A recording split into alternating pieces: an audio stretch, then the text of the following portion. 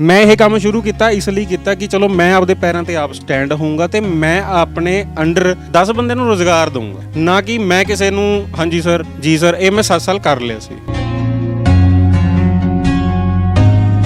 ਮੈਂ ਤਾਂ ਚਾਹੁੰਦਾ ਸਰਕਾਰ ਤੋਂ ਕਿ ਮੈਨੂੰ ਨੌਕਰੀ ਦੀ ਨਹੀਂ ਲੋੜ, ਪਾਰਟਿਕੂਲਰ ਮੈਂ ਆਪਦੇ ਲਈ ਕਹਿੰਦਾ, ਮੈਨੂੰ ਨੌਕਰੀ ਦੀ ਨਹੀਂ ਲੋੜ। ਤੁਸੀਂ ਆਪਦੇ ਤਾਏ ਚਾਚੇ ਫੁੱਫੜ ਭੂਆ ਉਹਨਾਂ ਦੇ ਮੁੰਡਿਆਂ ਨੂੰ ਅੱਗੇ ਗਾਹਾਂ ਉਹਨਾਂ ਦੇ ਪੜਪੋਤਿਆਂ ਨੂੰ ਉਹ ਜ਼ਿਆਦਾ ਲੋੜਵੰਦ ਉਹ ਜ਼ਿਆਦਾ ਲੋੜਵੰਦ ਨੇ, ਕਿਉਂਕਿ ਹੁਣ ਜੇ ਜਿਹੜਾ ਬੰਦਾ 2 ਕਰੋੜ ਦੀ ਗੱਡੀ ਚਲਾ ਰਿਹਾ ਉਹਦੇ ਵਿੱਚ ਡੀਜ਼ਲ ਵੀ ਪਾਉਣਾ। ਹੁਣ ਮੇਰੇ ਕੋਲ ਤਾਂ ਹੈਗਾ ਸਾਈਕਲ, ਮੇਰੇ ਕੋਲ 2 ਗੋਡੇ ਨੇ, ਮੈਂ ਜਿਹਦੇ ਨਾਲ ਜਿੰਨੀ ਮਰਜ਼ੀ ਦੂਰ ਜਾ ਸਕਦਾ।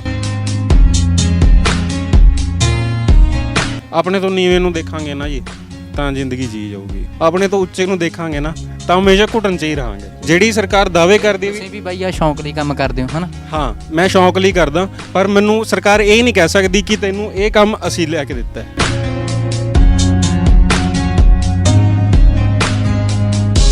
ਮੇਰੇ ਕੋਲ ਇੱਕ ਸਕੂਟਰ ਹੈ ਤੇ ਤੁਸੀਂ ਬਿਲੀਵ ਨਹੀਂ ਕਰੋਗੇ, ਮੈਂ ਸਕੂਟਰ ਦੇ ਉੱਤੇ ਲੇਡੀਜ਼ ਦੇ ਕੱਪੜੇ ਵੀ ਵੇਚੇ ਹੋਏ ਆ। 3 ਮਹੀਨੇ ਮੈਂ ਵੇਚੇ ਆ।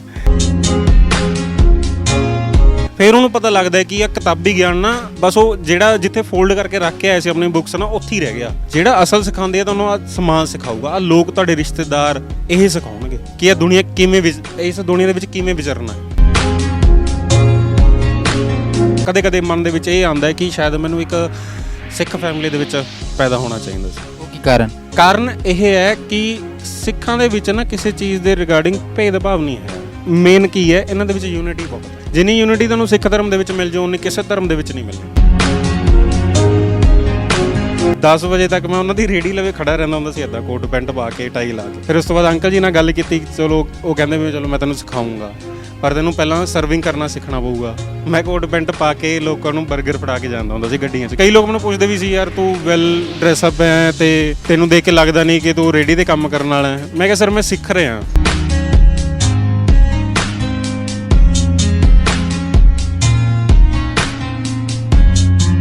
ਪ੍ਰਧਾਨ ਮੰਤਰੀ ਕਹਿੰਦੇ ਆ ਕਿ ਪਕੌੜਿਆਂ ਦੀ ਰੇਹੜੀ ਲਾ ਰਹੀ ਕਿਸੇ ਨੇ, ਉਹ ਵੀ ਆਤਮ ਨਿਰਭਰ ਹੋ ਗਿਆ। ਇਹ ਵੀ ਆਤਮ ਨਿਰਭਰ ਵਾਲਾ ਕੰਮ ਹੈ, ਇਹ ਵੀ ਨੌਕਰੀ ਵਾਲਾ ਕੰਮ ਹੈ। ਇਹ ਆਤਮ ਨਿਰਭਰ, ਹਾਂ ਮੈਂ ਕਹਿ ਸਕਦਾ ਵੀ ਸਰਕਾਰ ਕਹਿੰਦੀ ਹੈ ਵੀ ਪਕੌੜੇ ਵੇਚਣਾ ਵੀ ਆਤਮ ਨਿਰਭਰਤਾ ਹੈਗੀ ਹੈ। ਦੈਨ ਫਿਰ PhD ਜਿਵੇਂ ਮੰਨ ਲਓ ਮੈਂ MBA ਕੀਤੀ ਹੋਈ ਹੈ, ਤਾਂ ਮੈਂ MBA ਦੇ ਉੱਤੇ ਜਿਹੜੇ 7-8 ਲੱਖ ਰੁਪਏ ਲਾਏ ਨੇ, ਤਾਂ ਮੈਨੂੰ ਸ਼ਾਇਦ 10ਵੀਂ ਕਰ ਲੈਣੀ ਚਾਹੀਦੀ ਸੀ ਕਿ ਮੈਂ ਬਿੱਲ ਬੁੱਕ ਦੇ ਉੱਤੇ ਬੰਦੇ ਦਾ ਬਿੱਲ ਲਿਖਣ ਜੋਗਾ ਉਹ ਪੜ੍ਹ ਲੈਂਦਾ, ਤੇ ਉਸ ਤੋਂ ਬਾਅਦ ਉਹ 7 ਲੱਖ ਰੁਪਏ ਜਿਹੜਾ ਮੈਂ MBA ਦੇ ਉੱਤੇ ਲਾਇਆ ਉਹੀ 7 ਲੱਖ ਦੇ ਉੱਤੇ ਮੈਂ ਰੈਸਟੋਰੈਂਟ ਨਾ ਬਣਾ ਲੈਂਦਾ। ਪੱਲੀਆਂ ਵਾਲੇ ਘਰ ਦੇ ਥੱਲੇ ਕਿਉਂ ਰਹਿੰਦਾ।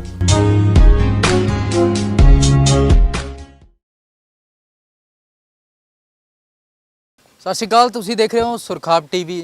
ਇੱਕ ਐਸੇ ਨੌਜਵਾਨ ਨਾਲ ਤੁਹਾਨੂੰ ਮਿਲਾਉਣ ਲੱਗਿਆ ਜਿਸ ਦਾ ਹੌਸਲਾ ਦੇਖ ਕੇ ਤੁਸੀਂ ਵੀ ਪੱਬਾਂ ਭਾਰ ਹੋ ਜਾਵੋਗੇ। ਬੇਰੁਜ਼ਗਾਰੀ ਬੇਸ਼ੱਕ ਸਾਡੇ ਦੇਸ਼ ਦੁਨੀਆ ਦੇ ਅੰਦਰ ਬਹੁਤ ਜ਼ਿਆਦਾ ਹੈ, ਪਰ ਜੇਕਰ ਪੰਜਾਬ ਦੀ ਗੱਲ ਕਰ ਲਈਏ ਤਾਂ ਉੱਥੇ ਬਹੁਤ ਜ਼ਿਆਦਾ ਹੈ। ਸਾਡੇ ਦੇਸ਼ ਦੇ ਪ੍ਰਧਾਨ ਮੰਤਰੀ ਇਹ ਕਹਿ ਦਿੰਦੇ ਆ ਕਿ ਬੇਰੁਜ਼ਗਾਰ ਸਾਡੇ ਦੇਸ਼ ਦੇ ਅੰਦਰ ਕੋਈ ਨਹੀਂ ਹੋਊਗਾ, ਤੇ ਜਿਹੜੇ ਨੌਜਵਾਨ ਨੇ ਉਹ ਪਕੌੜੇ ਦੀਆਂ ਰੇਹੜੀਆਂ ਲਾ ਲੈਣ। ਤਾਂ ਇਹ ਇੱਕ ਕਰਾਰੀ ਚਪੇੜ ਹੈ ਸਾਡੇ ਸਿਆਸਤਦਾਨਾਂ ਦੇ ਮੂੰਹ ਤੇ ਇਸ ਨੌਜਵਾਨ ਦੀ। ਇਹ ਨੌਜਵਾਨ ਦੀ MBA ਕੀਤੀ ਹੋਈ ਹੈ ਪੜ੍ਹਾਈ ਦੇ ਅੰਦਰ, MBA ਮਾਰਕੀਟਿੰਗ ਦੀ। ਤੇ ਇਸ ਨੌਜਵਾਨ ਦੀ ਗੱਲ ਕਰਾਂ ਤਾਂ ਇਹ ਨੌਜਵਾਨ ਹੁਣ ਆਪਣੀ ਇੱਕ 버ਗਰ ਦੀ ਦੁਕਾਨ ਚਲਾ ਰਿਹਾ। ਪਹਿਲਾਂ ਸੰਗਰੂਰ ਦੇ ਅੰਦਰ ਇਸ ਨੌਜਵਾਨ ਦੀ ਰੇਹੜੀ ਲੱਗਦੀ ਸੀ, ਪਰ ਕੁਝ ਪਰਿਵਾਰ ਦੀਆਂ ਐਸੀਆਂ ਮਜਬੂਰੀਆਂ ਹੋਈਆਂ ਕਿ ਇਸ ਨੂੰ ਆਪਣੀ ਗੱਡੀ ਵੇਚਣੀ ਪਈ। ਗੱਡੀ ਵੇਚ ਕੇ ਜਦੋਂ ਕਰੋਨਾ ਦਾ ਕਾਲ ਆਇਆ ਤਾਂ ਇਸ ਨੇ ਸਾਰਾ ਕੰਮਕਾਰ ਆਪਣੇ ਘਰ ਦੇ ਵਿੱਚ ਸਟਾਰਟ ਕੀਤਾ ਤੇ ਜ਼ੋਮੈਟੋ ਦੇ ਨਾਲ ਆਪਣਾ ਟਾਈ ਅਪ ਕਰਕੇ ਆਪਣੇ ਘਰ ਤੋਂ ਹੀ 버ਗਰ ਹੈ ਜੋ ਲੋਕਾਂ ਨੂੰ ਦੇ ਰਿਹਾ। ਇਹ ਨੌਜਵਾਨ ਦੀ ਕਹਾਣੀ ਸੁਣਾਂਗੇ ਤੇ ਤੁਹਾਡੇ ਵਿੱਚ ਵੀ ਇਹ ਕਹਾਣੀ ਜਜ਼ਬਾ ਜ਼ਰੂਰ ਭਰੇਗੀ ਕਿ ਇੱਕ ਨੌਜਵਾਨ MBA ਕਰਕੇ ਕਿਵੇਂ ਘਰਾਂ ਦੇ ਅੰਦਰ ਬੈਠਾ ਹੈ ਤੇ ਘਰਾਂ ਦੇ ਵਿੱਚ ਆਪਣੀ ਇੱਕ 버ਗਰ ਦੀ ਦੁਕਾਨ ਚਲਾ ਰਿਹਾ। ਵੀਰ ਨਾਲ ਗੱਲਬਾਤ ਕਰਾਂਗੇ। ਜਦੋਂ ਅਸੀਂ ਗੱਲਬਾਤ ਕਰ ਰਹੇ ਸੀ ਤਾਂ ਇਹਨਾਂ ਨੇ ਸਾਨੂੰ ਦੱਸਿਆ ਕਿ ਮੈਂ ਇੱਕ ਮਾਲਕ ਬਣ ਕੇ ਰਹਿਣਾ ਚਾਹੁੰਦਾ, ਨਾ ਕਿ ਨੌਕਰ ਬਣ ਕੇ। ਮੈਂ ਕਿਸੇ ਕੰਪਨੀ ਦੇ ਅੰਦਰ ਜੌਬ ਕਰਦਾ ਸੀ ਜੋ ਕਿ ਆਟੋਮੋਬਾਈਲਸ ਦੀ ਕੰਪਨੀ ਸੀ। ਉਹ ਨੌਕਰੀ ਮੈਂ ਛੱਡ ਕੇ, ਉਹ ਨੌਕਰੀ ਦੇ ਲੱਤ ਮਾਰ ਕੇ ਮੈਂ ਆਪਣਾ ਇੱਕ ਬਿਜ਼ਨਸ ਸਟਾਰਟ ਕਰਨਾ ਚਾਹੁੰਦਾ ਤੇ ਇੱਕ ਰੈਸਟੋਰੈਂਟ ਸਟਾਰਟ ਕਰਨਾ ਚਾਹੁੰਦਾ, ਜਿਹਦੀ ਇੱਕ ਬਹੁਤ ਛੋਟੀ ਪਲੰਘ ਮੈਂ ਪੱਟੀ ਹੈ ਕਿ ਇੱਕ ਛੋਟੀ ਜੀ 버ਗਰ ਦੀ ਰੇਹੜੀ ਚਲਾਉਣ ਦੀ ਮੈਂ ਸਲਾਹ ਬਣਾਈ ਹੈ। ਤੇ ਹੁਣ ਮੈਂ 버ਗਰ ਦੀ ਦੁਕਾਨ ਆਪਣੇ ਘਰ ਤੋਂ ਚਲਾ ਰਿਹਾ। ਪਹਿਲਾਂ ਮਜਬੂਰੀਆਂ ਸੀ ਜਿਸ ਕਾਰਨ ਮੈਨੂੰ ਗੱਡੀ ਵੇਚਣੀ ਪਈ। ਢੋਆ ਢੁਆਈ ਦਾ ਸਮਾਨ ਦੇ ਲਈ ਉਹ ਗੱਡੀ ਵਰਤਦਾ ਸੀ, ਪਰ ਜਦੋਂ ਕਰੋਨਾ ਕਾਲ ਆਇਆ ਤਾਂ ਮੈਨੂੰ ਉਹ ਗੱਡੀ ਵੀ ਵੇਚਣੀ ਪਈ, ਰੇਹੜੀ ਵੀ ਵੇਚਣੀ ਪਈ, ਤੇ ਮੈਂ ਆਪਣੇ ਘਰ ਦੇ ਅੰਦਰ ਇੱਕ ਦੁਕਾਨ ਹੈ ਜੋ 버ਗਰ ਦੀ ਸ਼ੁਰੂ ਕੀਤੀ ਹੈ। ਜਿਵੇਂ ਤਸਵੀਰਾਂ ਦੇ ਵਿੱਚ ਪਹਿਲਾਂ ਤੁਸੀਂ ਦੇਖਿਆ ਕਿ ਕਿਵੇਂ ਦੇ ਹਾਲਾਤ ਨੇ ਘਰ ਦੇ, ਕਿਵੇਂ ਦੇ ਨੌਜਵਾਨ ਦੇ ਹਾਲਾਤ ਨੇ, ਪਰ ਫਿਰ ਵੀ ਇਹ ਨੌਜਵਾਨ ਦਾ ਹੌਸਲਾ ਐਡਾ ਮਜ਼ਬੂਤ ਹੈ ਕਿ ਇਹਦਾ ਹੌਸਲਾ ਢਹਿ ਢੇਰੀ ਨਹੀਂ ਹੋਇਆ। ਸਰਕਾਰਾਂ ਦੇ ਮੂੰਹ ਤੇ ਕਰਾਰੀ ਚਪੇੜ ਹੈ ਇਸ ਨੌਜਵਾਨ ਦੀ। ਇੰਟਰਵਿਊ ਪੂਰੀ ਜ਼ਰੂਰ ਦੇਖਿਓ, ਤੁਹਾਡੇ ਅੰਦਰ ਇਹ ਇੰਟਰਵਿਊ ਜ਼ਰੂਰ ਜਜ਼ਬਾ ਭਰੇਗੀ। ਇੱਕ ਵਾਰ ਵੀਰ ਨਾਲ ਗੱਲਬਾਤ ਕਰਦੇ ਹਾਂ, ਕੀ ਸਾਰੇ ਹਾਲਾਤ ਨੇ, ਕਿਵੇਂ ਉਸਨੇ ਇਹ ਸੰਘਰਸ਼ ਲੜਿਆ ਤੇ ਲੜ ਰਿਹਾ ਹੈ ਤੇ ਕੀ ਉਸਦਾ ਸੁਪਨਾ ਹੈ। ਬਾਈ ਸਭ ਤੋਂ ਪਹਿਲਾਂ ਤਾਂ ਬਹੁਤ-ਬਹੁਤ ਸਵਾਗਤ ਹੈ ਸੁਰਖਾਬ ਟੀਵੀ ਤੇ। ਸੁਰਖਾਬ ਟੀਵੀ ਦੇ ਸਾਰੇ ਸਮੂਹ ਦਰਸ਼ਕਾਂ ਦਾ ਮੈਂ ਆਪਣੇ ਵੱਲੋਂ ਹੱਥ ਜੋੜ ਕੇ ਧੰਨਵਾਦ ਕਰਦਾ, ਤੁਹਾਨੂੰ ਜੀ ਆਇਆਂ ਨੂੰ ਆਖਦਾ। ਬਾਈ ਤੁਹਾਡਾ ਨਾਮ ਕੀ ਹੈ? ਮੇਰਾ ਜੀ ਵੈਸੇ ਓਰੀਜਨਲ ਨਾਮ ਮੇਰਾ ਹੈਗਾ ਜੀ ਰਾਕੇਸ਼ ਕੁਮਾਰ, ਅਤੇ ਲੋਕ ਮੈਨੂੰ ਪ੍ਰੀਤ ਦੇ ਨਾਮ ਤੋਂ ਜਾਣਦੇ ਆ, ਅਤੇ ਸਾਰੇ ਕਿਤੇ ਲੋਕ ਮੈਨੂੰ ਪ੍ਰੀਤ ਹੀ ਕਹਿੰਦੇ ਆ। ਜਿਹੜੇ ਮੇਰੇ ਬਹੁਤ ਪੁਰਾਣੇ ਦੋਸਤ ਨੇ ਉਹਨਾਂ ਨੂੰ ਵੀ ਮੇਰਾ ਓਰੀਜਨਲ ਨਾਮ ਰਾਕੇਸ਼ ਪਤਾ ਹੈ। ਬਾਈ ਆਪਾਂ ਕੈਮਰੇ ਤੋਂ ਆਫ ਗੱਲ ਕਰ ਰਹੇ ਸੀ, ਕੈਮਰੇ ਤੋਂ ਪਿੱਛੇ ਗੱਲ ਕਰ ਰਹੇ ਸੀ ਕਿ ਬਾਈ ਤੁਸੀਂ MBA ਮਾਰਕੀਟਿੰਗ ਦੀ ਕੀਤੀ ਹੋਈ ਹੈ। MBA ਮਾਰਕੀਟਿੰਗ ਵਾਲਾ ਨੌਜਵਾਨ ਇੰਨਾ ਬੇਰੁਜ਼ਗਾਰੀ ਦਾ ਮੁਹਤਾਜ ਹੋ ਗਿਆ ਕਿ ਉਹ ਇੱਕ ਆਪਣੀ 버ਗਰ ਦੀ ਰੇਹੜੀ ਲਾ ਰਿਹਾ। ਇਹ ਕੀ ਮੁਸੀਬਤ ਆਣ ਪਈ? ਸਰ ਨੌਕਰੀ ਕਰਦਾ ਸੀ, ਵਧੀਆ ਪੈਸੇ ਹੁੰਦੇ ਸੀ, ਘਰ ਦਾ ਗੁਜ਼ਾਰਾ ਬੜੀਆ ਸੀ, ਨਾਲ ਬੜੇ ਆਰਾਮ ਨਾਲ ਨਿਕਲ ਜਾਂਦਾ ਸੀ। ਪਰ ਮਨ ਦੇ ਵਿੱਚ ਇੱਕ ਚੀਜ਼ ਆਉਂਦੀ ਸੀ ਕਿ ਕਦੋਂ ਤੱਕ ਕਿਸੇ ਦੀ ਨੌਕਰੀ ਕੀਤੀ ਜਾ ਸਕਦੀ ਹੈ। 50 ਸਾਲ 55 ਸਾਲ, ਪ੍ਰਾਈਵੇਟ ਸੈਕਟਰ 'ਚ ਤਾਂ 45 ਸਾਲ ਹੀ ਹੁੰਦੀ ਹੈ, ਉਸ ਤੋਂ ਬਾਅਦ ਨਹੀਂ। ਫਿਰ ਸੋਚਿਆ ਕਿ ਉਹਨਾਂ ਕੋਈ ਆਪਣਾ ਕੋਈ ਕੰਮ ਕਰਕੇ ਦੇਖਦਾ। ਮੇਰੇ ਕੋਲ ਇੱਕ ਸਕੂਟਰ ਹੈ, ਅਤੇ ਤੁਸੀਂ ਬਿਲੀਵ ਨਹੀਂ ਕਰੋਗੇ, ਮੈਂ ਸਕੂਟਰ ਦੇ ਉੱਤੇ ਲੇਡੀਜ਼ ਦੇ ਕੱਪੜੇ ਵੀ ਵੇਚੇ ਹੋਏ ਆ। 3 ਮਹੀਨੇ ਮੈਂ ਵੇਚੇ ਆ, ਅਤੇ ਜਿੰਨੇ ਵੀ ਸੂਟ ਲੈ ਕੇ ਆਇਆ ਸੀਗਾ ਉਹਨਾਂ ਦੇ ਵਿੱਚ ਐਂ ਮੰਨ ਕੇ ਚਲੋ ਜੇ 50 ਪੀਸ ਸੀਗੇ ਤਾਂ ਉਹਦੇ ਵਿੱਚੋਂ 20 ਕੀ ਵਿਕੇ ਹੋਣਗੇ। ਉਸ ਤੋਂ ਬਾਅਦ 30 ਜਿਹੜੇ ਸੂਟ ਸੀ ਫਿਰ ਮੈਨੇ ਇੱਦਾਂ ਹੀ ਗਰੀਬ ਬੱਚਿਆਂ ਨੂੰ, ਗਰੀਬ ਕੁੜੀਆਂ ਨੂੰ, ਉਹਨਾਂ ਨੂੰ ਦੇ ਦਿੱਤੇ ਆ। ਫਿਰ ਉਸ ਤੋਂ ਬਾਅਦ ਸੋਚਿਆ ਕਿ ਕੁਝ ਹੋਰ ਕੀਤਾ ਜਾਵੇ। ਫਿਰ ਮੈਂ ਸੋਚਿਆ ਕਿ ਕਿਉਂ ਨਾ ਫਾਸਟ ਫੂਡ ਦਾ ਅੱਜ ਕੱਲ੍ਹ ਬਹੁਤ ਟਰੈਂਡ ਹੈ, ਲੋਕ ਕਹਿੰਦੇ ਨੇ ਵੀ ਫਾਸਟ ਫੂਡ ਖਾਣਾ ਹੈ, ਫਾਸਟ ਫੂਡ ਦਾ। ਪਰ ਇੱਕ ਪਾਸੇ ਇਹ ਵੀ ਸੀ ਕਿ ਕਈ ਸਮਾਜ ਦੇ ਵਿੱਚ ਇੱਕ ਪਾਸਾ ਇਹੋ ਜਿਹਾ ਵੀ ਹੈ ਜਿਹੜਾ ਕਹਿੰਦਾ ਵੀ ਫਾਸਟ ਫੂਡ ਵਧੀਆ ਨਹੀਂ ਹੁੰਦਾ, ਸਰੀਰ ਵਾਸਤੇ ਵਧੀਆ ਨਹੀਂ ਹੁੰਦਾ। ਮਨ ਉਲਝਿਆ ਰਿਹਾ, ਪਰ ਮੈਨੇ ਕਿਹਾ, ਮੈਂ ਮਨ ਦੇ ਵਿੱਚ ਸੋਚਿਆ ਕਿ ਕਿਉਂ ਨਾ ਫਾਸਟ ਫੂਡ ਦੇ ਵਿੱਚ ਵੀ ਕੁਆਲਿਟੀ ਅਗਰ ਅਪ ਕੀਤੀ ਜਾਵੇ ਤਾਂ ਉਹ ਵਧੀਆ ਹੀ ਹੁੰਦਾ। ਹਾਂ, ਤੁਸੀਂ ਆਪਣਾ ਮਾਰਜਨ ਲੈਵਲ ਘੱਟ ਕਰ ਲਓ, ਕੁਆਲਿਟੀ ਅਗਰ ਜ਼ਿਆਦਾ ਵਧੀਆ ਰੱਖੋਗੇ ਤਾਂ ਤੁਹਾਡਾ ਮਾਰਜਨ ਲੈਵਲ ਹਮੇਸ਼ਾ ਹੀ ਘੱਟ ਰਹੇਗਾ। ਤਾਂ ਉਹਦੇ ਵਿੱਚ ਕੀ ਹੈ ਕਿ ਤੁਹਾਨੂੰ ਉਸ ਸਿਚੁਏਸ਼ਨ ਜਿਹੜੀ ਉਹ ਇੱਕ ਪਰਟੀਕੂਲਰ ਏਰੀਆ ਹੈ ਫਾਸਟ ਫੂਡ ਦਾ ਜਿਹਦੇ ਵਿੱਚ ਲੋਕ ਕਹਿੰਦੇ ਨੇ ਜੰਕ ਫੂਡ ਹੈ, ਉਸ ਤੋਂ ਤੁਸੀਂ ਸੈਪਰੇਟ ਹੋ ਜਾਂਦੇ ਹੋ। ਅਤੇ ਫਿਰ ਮੈਂ ਇੱਕ ਛੋਟਾ ਜਿਹਾ 50,000 ਰੁਪਏ ਦਾ ਲੋਨ ਕਰਵਾਇਆ ਜੀ, ਅਤੇ ਇੱਕ ਰੇਹੜੀ ਲਿੱਤੀ ਪੁਰਾਣੀ, ਅਤੇ ਥੋੜ੍ਹਾ ਬਹੁਤਾ ਇਕਵਿਪਮੈਂਟ ਲਿੱਤੇ। ਦੈਨ ਕੰਮ ਸ਼ੁਰੂ ਕਰ ਲਿਆ ਸੀਗਾ ਜੀ ਮੈਂ 2019 ਦੇ ਵਿੱਚ, ਸੈਪਟੈਂਬਰ 23 ਹਾਂ 2019 ਦੇ ਵਿੱਚ। ਲੋਨ ਪੂਰਾ ਹੋ ਗਿਆ ਸੀਗਾ ਰੇਹੜੀ ਤੋਂ? ਰੇਹੜੀ ਤੋਂ ਲੋਨ ਮੇਰਾ ਹਾਂ ਅਪਰੋਕਸੀਮੇਟਲੀ ਮੰਨ ਕੇ ਚਲੋ ਜੀ 45,000 ਰੁਪਏ ਮੈਂ ਭਰ ਚੁੱਕਿਆ ਸੀ, ਸਾਲ ਹੋ ਗਿਆ ਸੀ। ਦੈਨ ਉਸ ਤੋਂ ਬਾਅਦ 2020 ਦੇ ਵਿੱਚ ਲੋਕਡਾਊਨ ਲੱਗਿਆ ਜੀ ਪਹਿਲਾਂ, ਉਹਦੇ ਵਿੱਚ ਜੋ ਕਮਾਇਆ ਸੀ ਉਹ ਖਰਚ ਕਰ ਦਿੱਤਾ ਜੀ। ਉਸ ਤੋਂ ਬਾਅਦ ਫਿਰ ਜਦੋਂ ਲੋਕਡਾਊਨ ਖੁੱਲ੍ਹਿਆ ਫਿਰ ਮੈਂ ਰੇਹੜੀ ਤੇ ਜਾਣ ਲੱਗਿਆ। ਫਿਰ ਜੋ ਕਮਾਈ ਹੋਈ ਫਿਰ ਸੈਕਿੰਡ ਲੋਕਡਾਊਨ ਲੱਗਿਆ। ਤਾਂ ਜਿਹੜੀ ਮੇਰੇ ਕੋਲ ਜਿਹੜੀ ਜਮ੍ਹਾਂ ਪੂੰਜੀ ਹੁੰਦੀ ਹੈ ਨਾ ਇੱਕ ਇਨਸਾਨ ਦੀ, ਵੀ ਚਲੋ ਆਪਣੇ ਮਾੜੇ ਟਾਈਮ ਕੰਮ ਆਉਂਦੀ ਹੁੰਦੀ ਹੈ, ਉਹ ਵੀ ਹੱਥੋਂ ਚਲੀ ਗਈ। ਇੱਕ ਪੁਰਾਣੀ ਗੱਡੀ ਲੈ ਰੱਖੀ ਸੀ ਕਿ ਰੇਹੜੀ ਤੱਕ ਸਮਾਨ ਮੈਂ ਘਰੋਂ ਬਣਾ ਕੇ ਰੇਹੜੀ 'ਤੇ ਲੈ ਕੇ ਜਾਂਦਾ ਹੁੰਦਾ ਸੀ, ਅਤੇ ਰੇਹੜੀ 'ਤੇ ਆਪਣਾ ਸੇਲ ਆਊਟ ਕਰਕੇ ਵਾਪਸ ਗੱਡੀ 'ਚ ਆ ਜਾਂਦਾ ਹੁੰਦਾ ਸੀ। ਸੈਕਿੰਡ ਲੋਕਡਾਊਨ ਦੇ ਵਿੱਚ ਇਹੋ ਜਿਹੀ ਸਥਿਤੀ ਆਈ ਕਿ ਮੈਨੂੰ ਉਹ ਗੱਡੀ ਵੀ ਵੇਚਣੀ ਪਈ ਹੈ। ਗੱਡੀ ਵੇਚ ਦਿੱਤੀ। ਘਰ ਦੇ ਹਾਲਾਤ ਤੁਸੀਂ ਦੇਖ ਸਕਦੇ ਹੋ, ਇੱਕ ਪੱਲੀ ਥੱਲੇ ਕੰਮ ਸ਼ੁਰੂ ਕੀਤਾ ਹੋਇਆ ਹੈ। ਲੋਕ ਕਹਿ ਤਾਂ ਦਿੰਦੇ ਨੇ ਕਿ ਰੇਹੜੀ 'ਤੇ ਆ ਜਾਓ, ਤੁਸੀਂ ਰੇਹੜੀ ਦੀ ਕੰਮ ਕਰਨਾ ਸ਼ੁਰੂ ਕਰ ਦਿਓ, ਪਰ ਮੇਰੇ ਕੋਲ ਕੋਈ ਕਨਵਿੰਸ ਨਹੀਂ ਹੈ ਕਿ ਜਿਹਦੇ ਥਰੂ ਮੈਂ ਆਪਣਾ ਸਾਰਾ ਸਮਾਨ ਲੈ ਕੇ ਜਾ ਸਕਾਂ। ਤੇ ਬਾਈ ਇਹ ਸ਼ੌਂਕ ਕੁਕਿੰਗ ਦਾ ਕਿੱਥੋਂ ਪਿਆ ਜਾਂ ਸਿੱਖਿਆ ਕਿੱਥੋਂ ਇਹ ਫਾਸਟ ਫੂਡ ਬਣਾਉਣਾ? ਸਰ ਮੈਂ ਇਹ ਚੰਡੀਗੜ੍ਹ ਸਿੱਖਿਆ, ਚੰਡੀਗੜ੍ਹ ਜੌਬ ਕਰਦਾ ਸੀਗਾ ਜੀ। ਸ਼ਾਮ ਨੂੰ ਚੰਡੀਗੜ੍ਹ ਇੱਕ ਸੈਕਟਰ ਹੈ, ਉਹਦੇ ਵਿੱਚ ਇੱਕ ਰੇਹੜੀ ਲਗਾਉਂਦੇ ਨੇ ਅੰਕਲ। ਮੈਂ ਉਹਨਾਂ ਕੋਲ ਜਾ ਕੇ ਸ਼ਾਮ ਨੂੰ 6:30 ਵਜੇ ਮੈਨੂੰ ਛੁੱਟੀ ਮਿਲਦੀ, 7 ਵਜੇ ਮੈਂ ਉਹਨਾਂ ਕੋਲ ਪਹੁੰਚ ਜਾਂਦਾ, ਅਤੇ 10 ਵਜੇ ਤੱਕ ਮੈਂ ਉਹਨਾਂ ਦੀ ਰੇਹੜੀ ਲਵੇ ਖੜਾ ਰਹਿੰਦਾ ਹੁੰਦਾ ਸੀ, ਇੱਦਾਂ ਕੋਟ ਪੈਂਟ ਪਾ ਕੇ, ਟਾਈ ਲਾ ਕੇ। ਫਿਰ ਉਸ ਤੋਂ ਬਾਅਦ ਅੰਕਲ ਜੀ ਨਾਲ ਗੱਲ ਕੀਤੀ, ਚਲੋ ਉਹ ਕਹਿੰਦੇ ਵੀ ਚਲੋ ਮੈਂ ਤੈਨੂੰ ਸਿਖਾਊਂਗਾ, ਪਰ ਤੈਨੂੰ ਪਹਿਲਾਂ ਸਰਵਿੰਗ ਕਰਨਾ ਸਿੱਖਣਾ ਪਊਗਾ। ਮੈਂ ਕੋਟ ਪੈਂਟ ਪਾ ਕੇ ਲੋਕਾਂ ਨੂੰ 버ਗਰ ਫੜਾ ਕੇ ਜਾਂਦਾ ਹੁੰਦਾ ਸੀ ਗੱਡੀਆਂ 'ਚ, ਕਿਉਂਕਿ ਚੰਡੀਗੜ੍ਹ ਦੇ ਲੋਕ ਮੋਸਟਲੀ ਗੱਡੀ ਦੇ ਵਿੱਚ ਹੀ ਆਰਡਰ ਪ੍ਰੈਫਰ ਕਰਦੇ ਨੇ। ਮੈਂ ਉਹ ਕਰਦਾ ਸੀ। ਕਈ ਲੋਕ ਮੈਨੂੰ ਪੁੱਛਦੇ ਵੀ ਸੀ, ਯਾਰ ਤੂੰ ਵੈਲ ਡਰੈਸਅਪ ਹੈ ਅਤੇ ਤੈਨੂੰ ਦੇਖ ਕੇ ਲੱਗਦਾ ਨਹੀਂ ਕਿ ਤੂੰ ਰੇਹੜੀ 'ਤੇ ਕੰਮ ਕਰਨ ਵਾਲਾ ਹੈ। ਮੈਂ ਕਿਹਾ ਸਰ ਮੈਂ ਸਿੱਖ ਰਿਹਾ। ਬਾਈ ਜੇ ਮੈਂ ਗੱਲ ਕਰਾਂ ਕਿ ਸਾਡੀਆਂ ਸਰਕਾਰਾਂ ਕਹਿੰਦੀਆਂ ਨੇ ਕਿ ਅਸੀਂ ਘਰ ਘਰ ਰੁਜ਼ਗਾਰ ਦਾ ਵਾਅਦਾ ਕੀਤਾ, ਕਿਤੇ ਨਾ ਕਿਤੇ ਉਹ ਵਾਅਦਾ ਪੂਰਾ ਵੀ ਹੋ ਗਿਆ। ਤੁਹਾਨੂੰ ਨੌਕਰੀ ਦੀ ਆਪਸ਼ਨ ਮਿਲੀ ਹੈ ਕਿ ਸਰਕਾਰ ਵੱਲੋਂ ਨੌਕਰੀ ਹੁਣ ਕਹਿੰਦੀ ਹੈ ਕਿ ਅਸੀਂ ਤਾਂ ਵਾਅਦੇ ਪੂਰੇ ਕਰਤੇ ਚੋਣਾਂ ਦੇ ਅੰਦਰ ਜਿਹੜੇ ਕੀਤੇ ਸੀ? ਹਾਂਜੀ ਬਿਲਕੁਲ, ਸਰਕਾਰ ਨੇ ਜੋ ਵਾਅਦੇ ਕੀਤੇ ਸੀ ਸਾਰੇ ਪੂਰੇ ਹੋ ਗਏ। ਮੇਰੇ ਤੋਂ ਵੱਧ ਤਾਂ ਤੁਹਾਡੇ ਦਰਸ਼ਕ ਜਾਣਦੇ ਹੋਣਗੇ। ਇਹਨਾਂ ਨੇ ਆਪਦੇ ਰਿਸ਼ਤੇਦਾਰਾਂ ਨੂੰ ਨੌਕਰੀ ਦੇਣੀ ਸੀ, ਉਹ ਦੇ ਚੁੱਕੇ ਨੇ। ਉਹ ਮੈਂ ਤਾਂ ਚਾਹੁੰਦਾ ਸਰਕਾਰ ਤੋਂ ਕਿ ਮੈਨੂੰ ਨੌਕਰੀ ਦੀ ਨਹੀਂ ਲੋੜ, ਪਰਟੀਕੂਲਰ ਮੈਂ ਆਪਦੇ ਲਈ ਕਹਿੰਦਾ, ਮੈਨੂੰ ਨੌਕਰੀ ਦੀ ਨਹੀਂ ਲੋੜ। ਤੁਸੀਂ ਆਪਦੇ ਤਾਏ, ਚਾਚੇ, ਫੁੱਫੜ, ਭੂਆ, ਉਹਨਾਂ ਦੇ ਮੁੰਡਿਆਂ ਨੂੰ ਅੱਗੇ ਗਾਹਾਂ ਉਹਨਾਂ ਦੇ ਪੜਪੋਤਿਆਂ ਨੂੰ ਉਹ ਜ਼ਿਆਦਾ ਲੋੜਵੰਦ ਹਾਂ, ਉਹ ਜ਼ਿਆਦਾ ਲੋੜਵੰਦ ਨੇ। ਕਿਉਂਕਿ ਹੁਣ ਜੇ ਜਿਹੜਾ ਬੰਦਾ 2 ਕਰੋੜ ਦੀ ਗੱਡੀ ਚਲਾ ਰਿਹਾ ਉਹਦੇ ਵਿੱਚ ਡੀਜ਼ਲ ਵੀ ਪਾਉਣਾ। ਹੁਣ ਮੇਰੇ ਕੋਲ ਤਾਂ ਹੈਗਾ ਸਾਈਕਲ, ਮੇਰੇ ਕੋਲ 2 ਗੋਡੇ ਨੇ, ਮੈਂ ਜਿਹਦੇ ਨਾਲ ਜਿੰਨੀ ਮਰਜ਼ੀ ਦੂਰ ਜਾ ਸਕਦਾ। ਪਰ ਇਹਨਾਂ ਮੰਤਰੀਆਂ ਦੇ ਪੋਤਿਆਂ ਨੂੰ ਜ਼ਰੂਰੀ ਹੈ ਨੌਕਰੀ।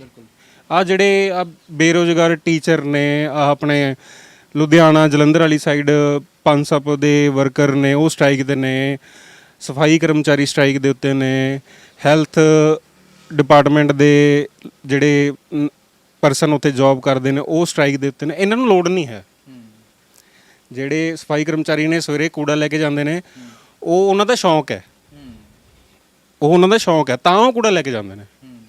ਇਹ ਸਰਕਾਰ ਨੂੰ ਲੱਗਦਾ ਹੈ ਕਿ ਜਿਹੜੇ ਇਹਨਾਂ ਦੇ ਵਰਕਰ ਰੱਖੇ ਹੋਏ ਨੇ ਨਾ, ਇਹਨਾਂ ਦਾ ਕੰਮ, ਇਹਨਾਂ ਤੋਂ ਕੰਮ ਨਹੀਂ ਲੈਣਾ, ਇਹਨਾਂ ਨੂੰ ਸ਼ੌਂਕ ਪੂਰੇ ਕਰਨ ਲਈ ਰੱਖਿਆ ਹੋਇਆ। ਜਿਹੜੀ ਸਰਕਾਰ ਦਾਅਵੇ ਕਰਦੀ ਤੁਸੀਂ ਵੀ ਬਾਈ ਆ ਸ਼ੌਂਕ ਲਈ ਕੰਮ ਕਰਦੇ ਹੋ ਹਨਾ? ਹਾਂ, ਮੈਂ ਸ਼ੌਂਕ ਲਈ ਕਰਦਾ, ਪਰ ਮੈਨੂੰ ਸਰਕਾਰ ਇਹ ਨਹੀਂ ਕਹਿ ਸਕਦੀ ਕਿ ਤੈਨੂੰ ਇਹ ਕੰਮ ਅਸੀਂ ਲੈ ਕੇ ਦਿੱਤਾ ਹੈ, ਇਹ ਕੰਮ ਮੈਂ ਆਪ ਚੁਣਿਆ। ਬਸ ਫਰਕ ਉੱਥੇ ਹੈ। ਫਿਰ ਇਹ ਵੀ ਸਰਕਾਰੀ ਨੌਕਰੀ ਹੋ ਗਈ। ਸਾਡੇ ਪ੍ਰਧਾਨ ਮੰਤਰੀ ਕਹਿੰਦੇ ਆ ਕਿ ਪਕੌੜਿਆਂ ਦੀ ਰੇਹੜੀ ਲਾ ਰਹੀ ਕਿਸੇ ਨੇ, ਉਹ ਵੀ ਆਤਮ ਨਿਰਭਰ ਹੋ ਗਿਆ। ਇਹ ਵੀ ਆਤਮ ਨਿਰਭਰ ਵਾਲਾ ਕੰਮ ਹੈ, ਇਹ ਵੀ ਨੌਕਰੀ ਵਾਲਾ ਕੰਮ ਹੈ ਇੱਕ। ਇਹ ਆਤਮ ਨਿਰਭਰ, ਹਾਂ ਮੈਂ ਕਹਿ ਸਕਦਾ ਵੀ ਸਰਕਾਰ ਕਹਿੰਦੀ ਹੈ ਵੀ ਪਕੌੜੇ ਵੇਚਣਾ ਵੀ ਆਤਮ ਨਿਰਭਰਤਾ ਹੈਗੀ ਹੈ। ਦੈਨ ਫਿਰ PhD, ਜਿਵੇਂ ਮੰਨ ਲਓ ਮੈਂ MBA ਕੀਤੀ ਹੋਈ ਹੈ, ਤਾਂ ਮੈਂ MBA ਦੇ ਉੱਤੇ ਜਿਹੜੇ 7-8 ਲੱਖ ਰੁਪਏ ਲਾਏ ਨੇ, ਤਾਂ ਮੈਨੂੰ ਸ਼ਾਇਦ 10ਵੀਂ ਕਰ ਲੈਣੀ ਚਾਹੀਦੀ ਸੀ ਕਿ ਮੈਂ ਬਿੱਲ ਬੁੱਕ ਦੇ ਉੱਤੇ ਬੰਦੇ ਦਾ ਬਿੱਲ ਲਿਖਣ ਜੋਗਾ ਉਹ ਪੜ੍ਹ ਲੈਂਦਾ। ਤੇ ਉਸ ਤੋਂ ਬਾਅਦ ਉਹ 7 ਲੱਖ ਰੁਪਏ ਜਿਹੜਾ ਮੈਂ MBA ਦੇ ਉੱਤੇ ਲਾਇਆ, ਉਹੀ 7 ਲੱਖ ਦੇ ਉੱਤੇ ਮੈਂ ਰੈਸਟੋਰੈਂਟ ਨਾ ਬਣਾ ਲੈਂਦਾ। ਪੱਲੀਆਂ ਵਾਲੇ ਘਰ ਦੇ ਥੱਲੇ ਕਿਉਂ ਰਹਿੰਦਾ? ਬਿਲਕੁਲ। ਤੇ ਬਾਈ ਮੈਂ ਅਗਲਾ ਸਵਾਲ ਕਰਾਂ ਕਿ ਤੁਸੀਂ ਇੱਕ ਗੱਲ ਕਰ ਰਹੇ ਸੀ ਪਿੱਛੇ ਕਿ ਚਾਹੇ ਤੁਸੀਂ 10 ਸਾਲ ਨੌਕਰੀ ਕਰ ਲਓ, ਚਾਹੇ 50 ਸਾਲ ਨੌਕਰੀ ਕਰ ਲਓ, ਵਜੋਂਗੇ ਤਾਂ ਨੌਕਰੀ। ਜੇ ਤੁਸੀਂ ਛੋਟੇ ਤੋਂ ਛੋਟਾ ਕੰਮ ਕਰ ਲਓ ਤਾਂ ਤੁਸੀਂ ਉਹਦੇ ਮਾਲਕ ਬਣੋਗੇ। ਕੀ ਸੁਪਨਾ ਹੈ ਕਿ ਹੁਣ ਤੁਸੀਂ ਆਪਣਾ ਸੰਘਰਸ਼ ਲੜ ਰਹੇ ਹੋ ਜ਼ਿੰਦਗੀ ਦੇ ਨਾਲ, ਤੇ ਕਦੇ ਐ ਵੀ ਹੋਇਆ ਕਿ ਪਰਿਵਾਰ ਨੇ ਆਖਿਆ ਹੋਵੇ ਤੈਨੂੰ MBA ਕਰਾਈ ਹੋਈ ਹੈ ਅਸੀਂ, ਕਿ ਤੁਸੀਂ ਕਿਹੜੇ ਕੰਮਾਂ 'ਚ ਪੈ ਗਿਆ ਤੂੰ? ਇਹ ਮਾਂ ਪਿਓ ਦਾ ਸੁਪਨਾ ਹੁੰਦਾ ਹੈ ਕਿ ਉਹ ਆਪਣਾ ਢਿੱਡ ਕੱਟ ਕੇ ਆਪਣੇ ਬੱਚੇ ਨੂੰ ਪੜ੍ਹਾਉਂਦੇ ਹੁੰਦੇ ਆ ਕਿ ਮੇਰਾ ਬੱਚਾ ਲਾਇਕ ਬਣ ਜਾਵੇ, ਪੜ੍ਹ ਲਿਖ ਲਵੇ, ਕਿਤੇ ਵਧੀਆ ਨੌਕਰੀ ਲੱਗ ਜਾਵੇ। ਆਪਣੇ ਪੰਜਾਬ, ਆਪਣੇ ਇੰਡੀਆ ਦੇ ਵਿੱਚ ਮੋਸਟਲੀ ਪੇਰੈਂਟਸ ਇਹੀ ਕਹਿੰਦੇ ਹੁੰਦੇ ਨੇ, ਬੱਚਾ ਜਦੋਂ ਪੈਦਾ ਹੁੰਦਾ ਨਾ, ਜਦੋਂ ਥੋੜ੍ਹਾ ਬਹੁਤਾ ਸਮਝਦਾਰ ਹੁੰਦਾ, ਪੁੱਤ ਪੜ੍ਹ ਲਿਖ ਜਾ, ਵਧੀਆ ਨੌਕਰ ਬਣ ਜਾਏਗਾ। ਮੈਨੂੰ ਇੰਨੇ ਕੁ ਪੇਰੈਂਟਸ ਉਂਗਲਾਂ 'ਤੇ ਮੈਂ ਗਿਣਾ ਸਕਦਾ ਵੀ ਜਿਹੜੇ ਇਹ ਕਹਿੰਦੇ ਹੋਣਗੇ ਵੀ ਪੁੱਤ ਤੂੰ ਉਨਾ ਕੁ ਪੜ੍ਹ, ਸਮਾਜ 'ਚੋਂ ਸਿੱਖ ਅਤੇ ਆਤਮ ਨਿਰਭਰ ਬਣ, ਵੀ ਕੱਲ੍ਹ ਨੂੰ ਤੂੰ 10 ਬੰਦੇ ਨੂੰ ਹੋਰ ਰੁਜ਼ਗਾਰ ਦੇ ਸਕੇ। ਮੈਂ ਇਹ ਕੰਮ ਸ਼ੁਰੂ ਕੀਤਾ ਇਸ ਲਈ ਕੀਤਾ ਕਿ ਚਲੋ ਮੈਂ ਆਪਦੇ ਪੈਰਾਂ 'ਤੇ ਆਪ ਸਟੈਂਡ ਹੋਊਂਗਾ ਅਤੇ ਮੈਂ ਆਪਣੇ ਅੰਡਰ 10 ਬੰਦੇ ਨੂੰ ਰੁਜ਼ਗਾਰ ਦਊਂਗਾ, ਨਾ ਕਿ ਮੈਂ ਕਿਸੇ ਨੂੰ ਹਾਂਜੀ ਸਰ ਜੀ ਸਰ। ਇਹ ਮੈਂ 7 ਸਾਲ ਕਰ ਲਿਆ ਸੀ, 7 ਸਾਲ ਨੌਕਰੀ ਕਰਕੇ ਇਹ ਜੀ ਹਜ਼ੂਰੀ ਮੈਨੇ ਕਰਕੇ ਦੇਖ ਲਈ ਸੀ। ਜੀ ਹਜ਼ੂਰੀ ਆਪਣੇ ਬਿਜ਼ਨਸ 'ਚ ਵੀ ਹੁੰਦੀ ਹੈ, ਬਟ ਇਹ ਹੁੰਦਾ ਕਿ ਤੁਹਾਨੂੰ ਕੋਈ ਉੱਪਰ ਵਾਲਾ ਆ ਕੇ ਇਹ ਨਹੀਂ ਕਹਿ ਸਕਦਾ ਕਿ ਤੂੰ ਅੱਜ ਲੇਟ ਕਿਉਂ ਆਇਆ, ਜਾਂ ਅੱਜ ਤੂੰ ਜਲਦੀ ਕਿਉਂ ਜਾਣਾ, ਜਾਂ ਤੈਨੇ ਕੱਲ੍ਹ ਨੂੰ ਛੁੱਟੀ ਕਿਉਂ ਚਾਹੀਦੀ ਤੈਨੂੰ। ਮੇਨ ਗੱਲਾਂ ਇਹ ਹੁੰਦੀਆਂ ਨੇ। ਪੇਰੈਂਟਸ ਦੀ ਜਿੱਥੋਂ ਤੱਕ ਗੱਲ ਹੈ ਜੀ, ਪੇਰੈਂਟਸ ਨੂੰ ਦੁੱਖ ਹੋਇਆ ਸੀ, ਸਾਥ ਵੀ ਛੱਡ ਗਏ ਸੀ। ਰਿਸ਼ਤੇਦਾਰ ਮੇਰੇ ਇਨ-ਲॉज, ਉਹਨਾਂ ਨੂੰ ਜਦੋਂ ਰਿਸ਼ਤਾ ਮੇਰਾ ਹੋਇਆ ਸੀ ਉਦੋਂ ਉਹਨਾਂ ਨੇ ਇਹ ਕਿਹਾ ਸੀਗਾ ਵੀ ਮੁੰਡਾ ਜੀ ਏਜੰਸੀ ਦੇ ਵਿੱਚ ਏਰੀਆ ਸੇਲ ਮੈਨੇਜਰ ਹੈ। ਇੱਕ ਏਰੀਆ ਸੇਲ ਮੈਨੇਜਰ ਦੀ ਡੈਫੀਨੇਸ਼ਨ ਬਹੁਤ ਵੱਡੀ ਹੁੰਦੀ ਹੈ। ਕਹਿੰਦਾ ਤਮਗਾ ਲੱਗਿਆ ਹੁੰਦਾ ਨਾ ਜੀ, ਜਿਵੇਂ ਸ਼ੋਲਡਰ ਦੇ, ਵੀ ਹਾਂ ਜੀ ਬਹੁਤ ਵਧੀਆ ਰੈਂਕ ਦਾ ਬੰਦਾ। ਜਦੋਂ ਉਹਨਾਂ ਨੂੰ ਪਤਾ ਲੱਗਿਆ ਕਿ ਉਹਨਾਂ ਦਾ ਜਵਾਈ ਹੁਣ ਰੇਹੜੀ ਲਾਉਣ ਲੱਗ ਗਿਆ, ਸਮਝ ਗਏ ਨਾ, ਅਰਸ਼ ਤੋਂ ਫਰਸ਼ 'ਤੇ ਆ ਗਿਆ। ਫਿਰ ਜਿਹੜਾ ਅਰਸ਼ ਤੋਂ ਫਰਸ਼ ਦੇ ਵਿਚਕਾਰ ਦੂਰੀ ਆ ਨਾ, ਉਸ ਤੋਂ ਡਬਲ ਦੂਰੀ ਰਿਸ਼ਤਿਆਂ ਦੇ ਵਿਚਕਾਰ ਹੋ ਗਈ। ਚਾਹੇ ਉਹ ਮਾਂ ਪਿਓ ਲਾ ਲਓ, ਚਾਹੇ ਇਨ-ਲॉज ਲਾ ਲਓ, ਜਿੰਨੇ ਵੀ ਰਿਸ਼ਤੇਦਾਰ ਨੇ, ਈਵਨ ਕਿ ਦੋਸਤ ਵੀ ਜਿਨ੍ਹਾਂ ਨਾਲ ਮੈਂ ਖੜਿਆ ਜਾਂ ਉਹ ਮੇਰੇ ਨਾਲ ਖੜੇ, ਅੱਜ ਉਹ ਵੀ ਦੂਰ ਹੋ ਗਏ। ਅਤੇ ਉਹ ਰਿਸ਼ਤੇ ਮੈਂ ਗਵਾ ਬੈਠਾ, ਪਰ ਇੰਨੇ ਕੁ ਵਧੀਆ ਰਿਸ਼ਤੇ ਬਣਾ ਬੈਠਾ ਜਿਹੜੇ ਮੇਰੇ ਕਸਟਮਰ ਨੇ। ਲੋਕਡਾਊਨ ਦੇ ਵਿੱਚ, ਦੋਨੋਂ ਲੋਕਡਾਊਨਾਂ ਦੇ ਵਿੱਚ ਮੋਸਟਲੀ ਲੋਕ ਕਿਸੇ ਨੂੰ ਐਂ ਨਹੀਂ ਪੁੱਛਦੇ ਹੁੰਦੇ ਜਦੋਂ ਲੋਕਾਂ ਦੀ ਮੁਸੀਬਤ ਪੈਂਦੀ ਹੈ ਕਿ ਤੁਹਾਡੇ ਘਰੇ ਖਾਣਾ ਬਣਿਆ ਕਿ ਨਹੀਂ ਬਣਿਆ। ਮੇਰੇ ਕਸਟਮਰਸ ਨੇ ਮੈਨੂੰ ਫੋਨ ਕਰਕੇ ਕਿਹਾ ਕਿ ਤੈਨੂੰ ਕਿਸੇ ਚੀਜ਼ ਦੀ ਲੋੜ ਹੈ ਤਾਂ ਸਾਨੂੰ ਦੱਸ, ਤੇਰੇ ਘਰੇ ਪਹੁੰਚਦੀ ਕਰ ਦਾਂਗੇ। ਪਰ ਪ੍ਰਮਾਤਮਾ ਦੀ ਕਿਰਪਾ ਰਹੀ, 2 ਲੋਕਡਾਊਨਾਂ ਦੇ ਵਿੱਚ ਤਾਂ ਮੈਨੂੰ ਕਿਸੇ ਮੂਹਰੇ ਹੱਥ ਅੱਡਣ ਦੀ ਲੋੜ ਨਹੀਂ ਪਈ। ਅਤੇ ਜ਼ਿੰਦਗੀ ਹੈ, ਸੰਘਰਸ਼ ਕਰਨਾ ਚਾਹੀਦਾ ਹੈ। ਕਦੇ ਐ ਪਛਤਾਵਾ ਨਹੀਂ ਹੋਇਆ ਕਿ ਯਾਰ ਗਲਤ ਫੈਸਲਾ ਲੈ ਲਿਆ, ਪਹਿਲਾਂ ਠੀਕ ਸੀ, ਰਹਿੰਦੇ ਸੀ, ਕੰਪਨੀ ਪੈਸੇ ਦਿੰਦੀ ਸੀ ਜਿੰਨੇ ਕਿ ਦਿੰਦੀ ਸੀ, ਚਲੋ ਵਧੀਆ ਸੀ, ਕਦੇ ਐ ਪਛਤਾਵਾ ਨਹੀਂ ਹੋਇਆ ਹੁਣ? ਕਦੇ ਕਦੇ ਡੀਮੋਟੀਵੇਟ ਹੋ ਜਾਂਦਾ, ਜ਼ਿੰਦਗੀ ਤੋਂ ਹਾਰਿਆ ਹੋਇਆ ਵੀ ਮਹਿਸੂਸ ਕਰਦਾ। ਪਰ ਕਹਿੰਦੇ ਆ ਕਿ ਹਰ ਇੱਕ ਇਨਸਾਨ ਦੇ ਪਿੱਛੇ ਨਾ, ਕਾਮਯਾਬ ਇਨਸਾਨ ਦੇ ਪਿੱਛੇ ਇੱਕ ਔਰਤ ਦਾ ਹੱਥ ਹੁੰਦਾ। ਉਹ ਹੱਥ ਮੇਰੀ ਵਾਈਫ ਦਾ ਹੈ। ਉਹ ਹਮੇਸ਼ਾ ਮੈਨੂੰ ਕਹਿੰਦੇ ਨੇ ਵੀ ਆਪਣੇ ਤੋਂ ਨੀਵੇਂ ਨੂੰ ਦੇਖਾਂਗੇ ਨਾ ਜੀ ਤਾਂ ਜ਼ਿੰਦਗੀ ਜੀ ਜਾਊਗੀ, ਆਪਣੇ ਤੋਂ ਉੱਚੇ ਨੂੰ ਦੇਖਾਂਗੇ ਨਾ ਤਾਂ ਹਮੇਸ਼ਾ ਘੁਟਨ 'ਚ ਹੀ ਰਹਾਂਗੇ।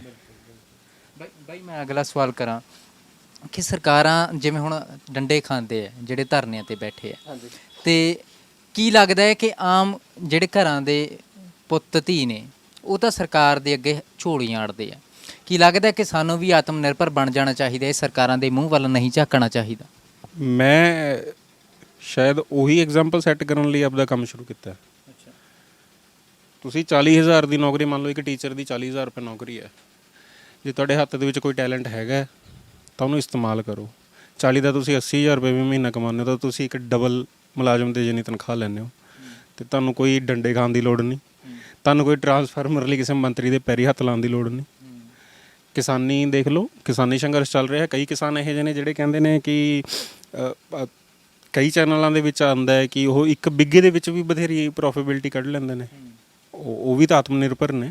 ਜਿਨ੍ਹਾਂ ਕੋਲ 50 ਕਿੱਲੇ ਨੇ ਉਹ ਕਿੰਨੀ ਕਮਾ ਸਕਦੇ ਨੇ? ਬਾਈ ਮੈਂ ਇੱਕ ਨਵਾਂ ਤਾਜ਼ਾ ਜਿਹਾ ਬਿਆਨ ਆਇਆ ਸੀ ਸਾਡੇ ਸਿੱਖਿਆ ਮੰਤਰੀ ਦਾ। ਸਾਡੇ ਸਿੱਖਿਆ ਮੰਤਰੀ ਕਹਿੰਦੇ ਆ ਕਿ ਸਾਡੇ ਪੰਜਾਬ ਦੀ ਸਿੱਖਿਆ ਬਹੁਤ ਉੱਚੀ ਹੈ, ਪਹਿਲੇ ਨੰਬਰ 'ਤੇ ਸਾਡੇ ਪੰਜਾਬ ਦੀ ਸਿੱਖਿਆ। ਕੀ ਸੱਚੀਓ ਇੱਕ ਨੰਬਰ 'ਤੇ ਸਿੱਖਿਆ ਸਾਡੀ? ਜਿਹੜਾ ਇਹ ਸਿੱਖਿਆ ਤੰਤਰ ਹੈ ਜੀ, ਇਹ ਅੰਗਰੇਜ਼ਾਂ ਵੇਲੇ ਦਾ ਚੱਲਿਆ ਆ ਰਿਹਾ ਹੈ, ਉੱਦਾਂ ਹੀ ਚੱਲਿਆ ਆ ਰਿਹਾ ਹੈ। ਇਹਦੇ ਵਿੱਚ ਕੋਈ ਇੰਪਰੋਵਾਈਜ਼ੇਸ਼ਨ ਨਹੀਂ ਕੀਤੀ ਗਈ।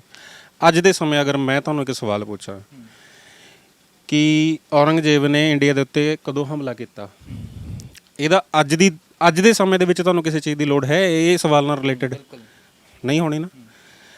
ਆਪਣੇ ਐਜੂਕੇਸ਼ਨ ਸਿਸਟਮ ਦੇ ਵਿੱਚ ਇਹ ਨਹੀਂ ਸਿਖਾਇਆ ਜਾਂਦਾ ਕਿ ਤੁਸੀਂ ਆ ਵੱਖ-ਵੱਖ ਵਿਸ਼ੇ ਨੇ, ਇਹ ਵਿਸ਼ੇ ਨੂੰ ਅਪਣਾ ਕੇ ਤੁਸੀਂ ਕਿੱਦਾਂ ਸੈਲਫ ਇੰਡੀਪੈਂਡੈਂਟ ਹੋ ਸਕਦੇ ਹੋ।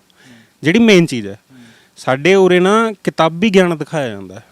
ਉਹੀ ਬੱਚਾ ਰੱਟ ਕੇ 80% 90% ਮਾਰਕ ਲੈ ਲੈਂਦਾ, ਪਰ ਜਦੋਂ ਉਹ ਆ ਡਿਗਰੀਆਂ ਲੈ ਕੇ ਜਦੋਂ ਆ ਅਸਲੀ ਦੁਨੀਆ ਦੇ ਵਿੱਚ ਜਾਂਦਾ ਨਾ, ਜਦੋਂ ਉਹਨੂੰ ਲੱਗਦਾ ਕਿ ਹਰ ਇੱਕ ਬੰਦਾ ਮੂੰਹ ਖੋਲ ਕੇ ਬਸ ਉਹਨੂੰ ਖਾਣ ਨੂੰ ਫਿਰ ਰਿਹਾ, ਫਿਰ ਉਹਨੂੰ ਪਤਾ ਲੱਗਦਾ ਕਿ ਆ ਕਿਤਾਬੀ ਗਿਆਨ ਨਾ ਬਸ ਉਹ ਜਿਹੜਾ ਜਿੱਥੇ ਫੋਲਡ ਕਰਕੇ ਰੱਖ ਕੇ ਆਏ ਸੀ ਆਪਣੀ ਬੁੱਕਸ ਨਾ, ਉੱਥੇ ਹੀ ਰਹਿ ਗਿਆ। ਜਿਹੜਾ ਅਸਲ ਸਿਖਾਉਂਦੇ ਆ ਤੁਹਾਨੂੰ ਆ ਸਮਾਜ ਸਿਖਾਊਗਾ, ਆ ਲੋਕ ਤੁਹਾਡੇ ਰਿਸ਼ਤੇਦਾਰ ਇਹ ਸਿਖਾਉਣਗੇ ਕਿ ਇਹ ਦੁਨੀਆ ਕਿਵੇਂ ਇਸ ਦੁਨੀਆ ਦੇ ਵਿੱਚ ਕਿਵੇਂ ਵਿਚਰਨਾ ਹੈ। ਸਿੱਖਿਆ ਤੰਤਰ ਦੇ ਵਿੱਚ ਅਗਰ ਕਹੀਏ, ਪਹਿਲਾਂ ਇੱਕ ਕਹਾਵਤਾਂ ਆਉਂਦੀਆਂ ਹੁੰਦੀਆਂ ਸੀਗੀਆਂ ਨਾ ਕਿ ਸਰਕਾਰੀ ਟੀਚਰ ਜਿਹੜੇ ਹੁੰਦੇ ਨੇ ਕੋਟੀਆਂ ਬਣਨ ਲੱਗ ਜਾਂਦੇ ਹੁੰਦੇ ਨੇ ਨਾ, ਸਰਦੀ ਕੋਟੀਆਂ ਪੂਰੀਆਂ ਕਰ ਲੈਂਦੇ ਹੁੰਦੇ ਨੇ। ਜਿਹੜੇ ਟੀਚਰ ਨੇ ਉਹ ਪੜ੍ਹਾਉਣਾ ਚਾਹੁੰਦੇ ਨੇ ਬੱਚਿਆਂ ਨੂੰ, ਪਰ ਉਹਨਾਂ ਦਾ ਐਟਮੋਸਫੇਅਰ ਇਹੋ ਜਿਹਾ ਨਹੀਂ ਹੈ ਕਿ ਉਹ ਪੜ੍ਹਾ ਪਾਉਣ। ਸਰਕਾਰ ਤੋਂ ਇੱਕ ਦਰਖਾਸਤ ਹੈ ਮੇਰੀ, ਅਗਰ ਉਹ ਕਰ ਸਕੇ। ਛੋਟਾ ਜਿਹਾ ਬੰਦਾ, ਦਰਖਾਸਤ ਬਹੁਤ ਵੱਡੀ ਹੈ। ਦਰਖਾਸਤ ਇਹ ਹੈ ਕਿ ਜਿੰਨੇ ਵੀ IPS IAS ਮੰਤਰੀ, ਉਹਨਾਂ ਦੇ ਨੀਚੇ MC MLA MP ਸਾਰਿਆਂ ਦੇ ਬੱਚੇ ਇੱਕ ਸਰਕਾਰੀ ਜਿਹੜੇ ਆਪਣੇ ਸਕੂਲ ਨੇ ਇਹਨਾਂ ਦੇ ਵਿੱਚ ਐਡਮਿਸ਼ਨ ਕਰਾ ਦਿਓ। ਬਸ ਮੈਨੂੰ ਹੋਰ ਕੁਝ ਨਹੀਂ ਚਾਹੀਦਾ। ਅਤੇ ਅੱਜ ਅਗਰ ਇਸ ਸਾਲ ਦੇ ਵਿੱਚ ਇਹਨਾਂ ਦੀ ਐਡਮਿਸ਼ਨ ਹੋ ਜਾਂਦੀ ਹੈ ਤਾਂ ਅਗਲੇ ਸਾਲ ਤੁਸੀਂ ਮੈਨੂੰ ਆਹ ਸਵਾਲ ਨਹੀਂ ਪੁੱਛੋਗੇ ਵੀ ਇਹ ਜਿਹੜਾ ਸਿੱਖਿਆ ਮੰਤਰੀ ਜੀ ਨੇ ਬਿਆਨ ਦਿੱਤਾ ਹੈ ਵੀ ਤੁਸੀਂ ਉਹਦੇ ਨਾਲ ਸਹਿਮਤ ਹੋ ਕਿ ਨਹੀਂ। ਤੁਸੀਂ ਆਪ ਕਹੋਗੇ, ਤੁਸੀਂ ਆਪ ਸ਼ਾਇਦ ਸਿੱਖਿਆ ਮੰਤਰੀ ਜੀ ਕੋਲ ਜਾ ਕੇ ਉਹਨਾਂ ਦੀ ਬਾਈਟ ਲਾਓਗੇ ਕਿ ਤੁਸੀਂ ਇਹ ਇੱਕੋਦਮ ਸੁਧਾਰ ਕਿਵੇਂ ਕਰ ਦਿੱਤਾ। ਠੀਕ ਹੈ, ਮੇਨ ਕਾਰਨ। ਬਾਈ ਮੈਂ ਇੱਕ ਸਵਾਲ ਕਰਾਂ ਕਿ ਇੱਕ ਦਿਨ 'ਚ ਕਿੰਨੇ ਕੁ ਕਮਾ ਲੈਂਦੇ ਹੋ ਫਿਰ ਇੱਥੋਂ? ਘਰ ਦੇ ਵਿੱਚ ਤਾਂ ਮੈਂ ਐ ਮੰਨ ਕੇ ਚਲੋ, ਅਗਰ ਮੈਂ 6 ਦਿਨ ਕੰਮ ਕਰਦਾ ਤਾਂ 4 ਦਿਨ ਦੇ ਵਿੱਚ ਜਿੰਨੀ ਮੇਰੀ ਲਾਗਤ ਹੈ ਉਹ ਪੂਰੀ ਹੁੰਦੀ ਹੈ। 2 ਦਿਨ ਮੇਰੇ ਪ੍ਰੋਫਿਟੇਬਿਲਿਟੀ ਦੇ ਹੁੰਦੇ ਨੇ, ਬਿਕੋਜ਼ ਮੈਂ ਘਰੋਂ ਕਰ ਰਿਹਾ। ਮਾਰਕੀਟ ਖੁੱਲ੍ਹ ਗਈ ਹੈ, ਕਸਟਮਰਸ ਨੇ, ਅਗਲਾ ਕਹਿੰਦਾ ਯਾਰ ਬਰਗਰ ਖਾਣਾ ਜਾਂ ਚਿਕਨ ਖਾਣਾ, ਵੀ ਮਾਰਕੀਟ 'ਚ ਹੀ ਖਾ ਲੈਣਾ, ਉਹਦਾ ਘਰ ਥੋੜ੍ਹਾ ਦੂਰ ਪੈਂਦਾ ਹੈ। ਤਾਂ ਇਸ ਚੀਜ਼ ਦਾ ਫਰਕ ਹੈਗਾ। ਪਰ ਮੈਨੂੰ ਇੱਦਾਂ ਫੀਲ ਹੁੰਦਾ ਕਿ ਮੈਂ ਪੰਜਾਬ ਦੇ ਵਿੱਚ ਰਹਿਣਾ। ਮੇਰੇ ਮੰਮੀ ਡੈਡੀ ਜਿਹੜੇ ਨੇ UP ਦੇ ਨੇ, ਮੈਂ ਪੰਜਾਬ ਦੇ ਵਿੱਚ ਪੈਦਾ ਹੋਇਆ। ਪੰਜਾਬ ਦੀ ਮਿੱਟੀ ਦੀ ਖੁਸ਼ਬੂ ਹਜੇ ਵੀ ਮੇਰੇ ਖੂਨ ਦੇ ਵਿੱਚ ਆ ਅਤੇ ਉਹ ਹਮੇਸ਼ਾ ਰਹੂਗੀ। ਅਤੇ ਮੈਂ ਚਾਹੂੰਗਾ ਕਿ ਜਦੋਂ ਮੈਂ ਮਰਾਂ ਤਾਂ ਮੇਰੀ ਜਿਹੜੀ ਅਸਥੀਆਂ ਨੇ ਉਹ ਕੀਰਤਪੁਰ ਸਾਹਿਬ ਦੇ ਵਿੱਚ ਵਿਸਰਜਨ ਹੋਣਾ ਚਾਹੀਦਾ। ਅਤੇ ਮੇਰਾ ਕਦੇ ਕਦੇ ਮਨ ਦੇ ਵਿੱਚ ਇਹ ਆਉਂਦਾ ਕਿ ਸ਼ਾਇਦ ਮੈਨੂੰ ਇੱਕ ਸਿੱਖ ਫੈਮਿਲੀ ਦੇ ਵਿੱਚ ਪੈਦਾ ਹੋਣਾ ਚਾਹੀਦਾ ਸੀ। ਉਹ ਕੀ ਕਾਰਨ? ਕਾਰਨ ਇਹ ਹੈ ਕਿ ਸਿੱਖਾਂ ਦੇ ਵਿੱਚ ਨਾ ਕਿਸੇ ਚੀਜ਼ ਦੇ ਰਿਗਾਰਡਿੰਗ ਭੇਦਭਾਵ ਨਹੀਂ ਹੈ। ਮੈਂ ਜਾਤ ਤੋਂ ਕਹਿੰਦਾ ਮੈਂ ਪੰਡਤ ਹਾਂ, ਹੈ ਨਾ, ਰਾਕੇਸ਼ ਸ਼ਰਮਾ ਮੇਰਾ ਨਾਮ, ਮੈਂ ਚਿਕਨ ਦਾ ਕੰਮ ਕਰ ਰਿਹਾ, ਖਾਂਦਾ ਮੈਂ ਨਹੀਂ, ਨਾ ਮੇਰੀ ਫੈਮਿਲੀ 'ਚ ਕੋਈ ਖਾਵੇ, ਬਰਗਰ ਦਾ ਕੰਮ ਕਰ ਰਿਹਾ। ਸਿੱਖ ਧਰਮ ਦਾ ਮੇਨ ਕੀ ਹੈ, ਇਹਨਾਂ ਦੇ ਵਿੱਚ ਯੂਨਿਟੀ ਬਹੁਤ ਹੈ। ਜਿੰਨੀ ਯੂਨਿਟੀ ਤੁਹਾਨੂੰ ਸਿੱਖ ਧਰਮ ਦੇ ਵਿੱਚ ਮਿਲ ਜਾਓ ਉਨੀ ਕਿਸੇ ਧਰਮ ਦੇ ਵਿੱਚ ਨਹੀਂ ਮਿਲਣੀ। ਇਹ ਯੂਨਿਟੀ ਦੀ ਐਗਜ਼ਾਮਪਲ ਤੁਹਾਨੂੰ ਦਿੱਲੀ ਦਿਖ ਰਹੀ ਹੋਊਗੀ। ਉਹ ਬੈਠੇ ਆ, ਇੱਕ ਆਸ ਤੇ ਬੈਠੇ ਆ ਕਿ ਕਾਨੂੰਨ ਰੱਦ ਕਰਾ ਕੇ ਹੀ ਮੁੜਨਾ। ਅੱਜ ਤੱਕ ਵਰਲਡ ਦੀ ਹਿਸਟਰੀ ਦੇ ਵਿੱਚ ਐਡਾ ਲੰਬਾ ਪ੍ਰੋਟੈਸਟ ਨਹੀਂ ਹੋਇਆ ਜਿੰਨਾ ਕਿਸਾਨਾਂ ਦਾ ਹੋਇਆ, ਤੇ ਮੈਂ ਦਿਲੋਂ ਇਹਨਾਂ ਦੇ ਨਾਲ ਆ।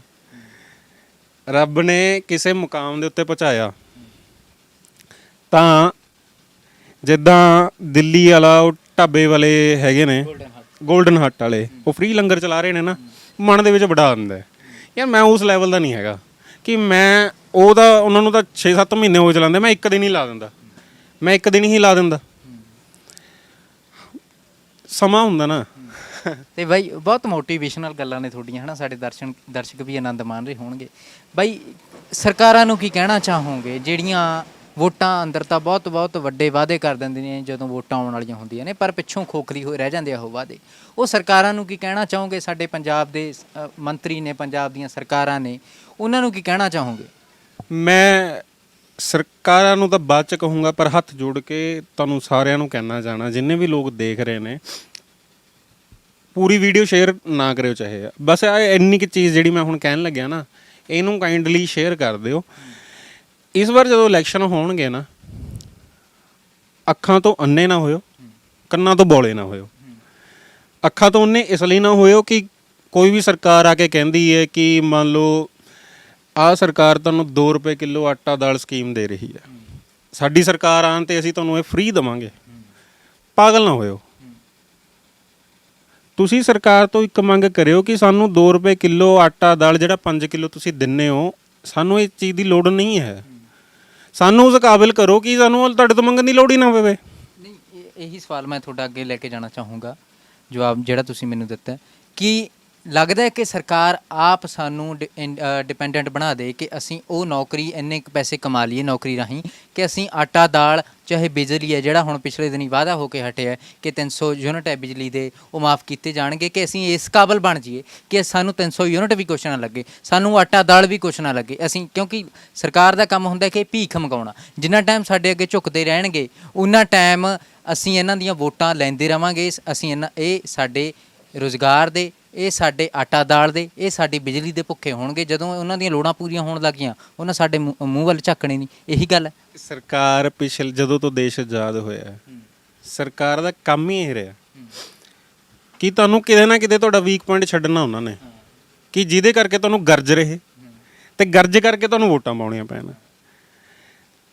ਇੱਕ ਕਲਿੱਪ ਚੱਲ ਰਹੀ ਹੁੰਦੀ ਹੈ ਨੈੱਟ ਦੇ ਉੱਤੇ, ਕਦੇ ਦੇਖਿਓ, ਇੱਕ ਪਾਰਟੀ ਦੇ XYZ ਪਾਰਟੀ ਦੇ ਬੰਦੇ ਹੁੰਦੇ ਨੇ, ਉਹ ਪਿੰਡ ਦੇ ਵਿੱਚ ਨਾ ਜਾ ਕੇ ਪੁੱਛਦੇ ਹੁੰਦੇ ਨੇ, ਹਾਂਜੀ ਤੁਹਾਡੇ ਕਿੰਨੀਆਂ ਵੋਟਾਂ ਨੇ? ਉਹ ਕਹਿੰਦਾ ਜੀ 5। ਲੈ ਚੱਕ 5000 ਰੁਪਏ, ਪਤਾ ਤੈਨੂੰ ਕਿਹਨੂੰ ਵੋਟ ਪਾਉਣੀ ਹੈ? ਕਹਿੰਦਾ ਹਾਂਜੀ। ਉਹ ਇੱਕ ਮੇਰੇ ਵਰਗੇ ਗਰੀਬ ਬੰਦੇ ਕੋਲ ਆ ਜਾਂਦੇ ਨੇ, ਉਹਦਾ ਇੱਕ ਨਾ ਖਾਲੀ ਰੇੜਾ ਖੜਾ ਹੁੰਦਾ, ਉਹਨੂੰ ਪੁੱਛਦੇ ਨੇ ਵੀ ਹਾਂ ਵੀ ਤੇਰੀ ਕਿੰਨੀਆਂ ਵੋਟਾਂ? ਉਹ ਕਹਿੰਦਾ ਜਨਾਬ 1। ਚੱਕ ਇਹਨੂੰ 1000 ਰੁਪਏ ਦੇ। ਉਹ 1000 ਰੁਪਏ ਫੜਾਉਂਦਾ, ਉਹ ਗਰੀਬ ਬੰਦਾ ਹੱਥ ਬੰਨ ਲੈਂਦਾ ਜਿਵੇਂ ਮੈਂ ਬੰਨੀ ਖੜਾ। ਉਹ ਕਹਿੰਦਾ ਜੀ 1000 ਰੁਪਏ ਦੀ ਲੋੜ ਨਹੀਂ, ਮੈਨੂੰ ਨਾ ਇੱਕ ਖੱਚਰ ਲੈ ਦਿਓ। ਹੁਣ ਜਿਹੜੇ ਪੈਸੇ ਦੇਣ ਆਏ ਸੀਗੇ ਕਿਸੇ ਪਾਰਟੀ ਦੇ ਬੰਦੇ, ਉਹ ਹੁਣ ਸੋਚਾਂ 'ਚ ਪੈ ਗਏ ਵੀ 1000 ਰੁਪਏ ਦੇ ਵਿੱਚ ਕਿੱਥੋਂ ਇਹਨੂੰ ਖੱਚਰ ਲੈ ਦਈਏ। ਉਹ ਕਹਿੰਦਾ ਕਾਕਾ ਤੈਨੂੰ ਪਤਾ ਵੀ ਖੱਚਰ ਕਿੰਨੇ ਦਾ ਆਉਂਦਾ? ਘੱਟੋ ਘੱਟ 15-16 ਹਜ਼ਾਰ ਰੁਪਏ ਦਾ ਖੱਚਰ ਆਊ।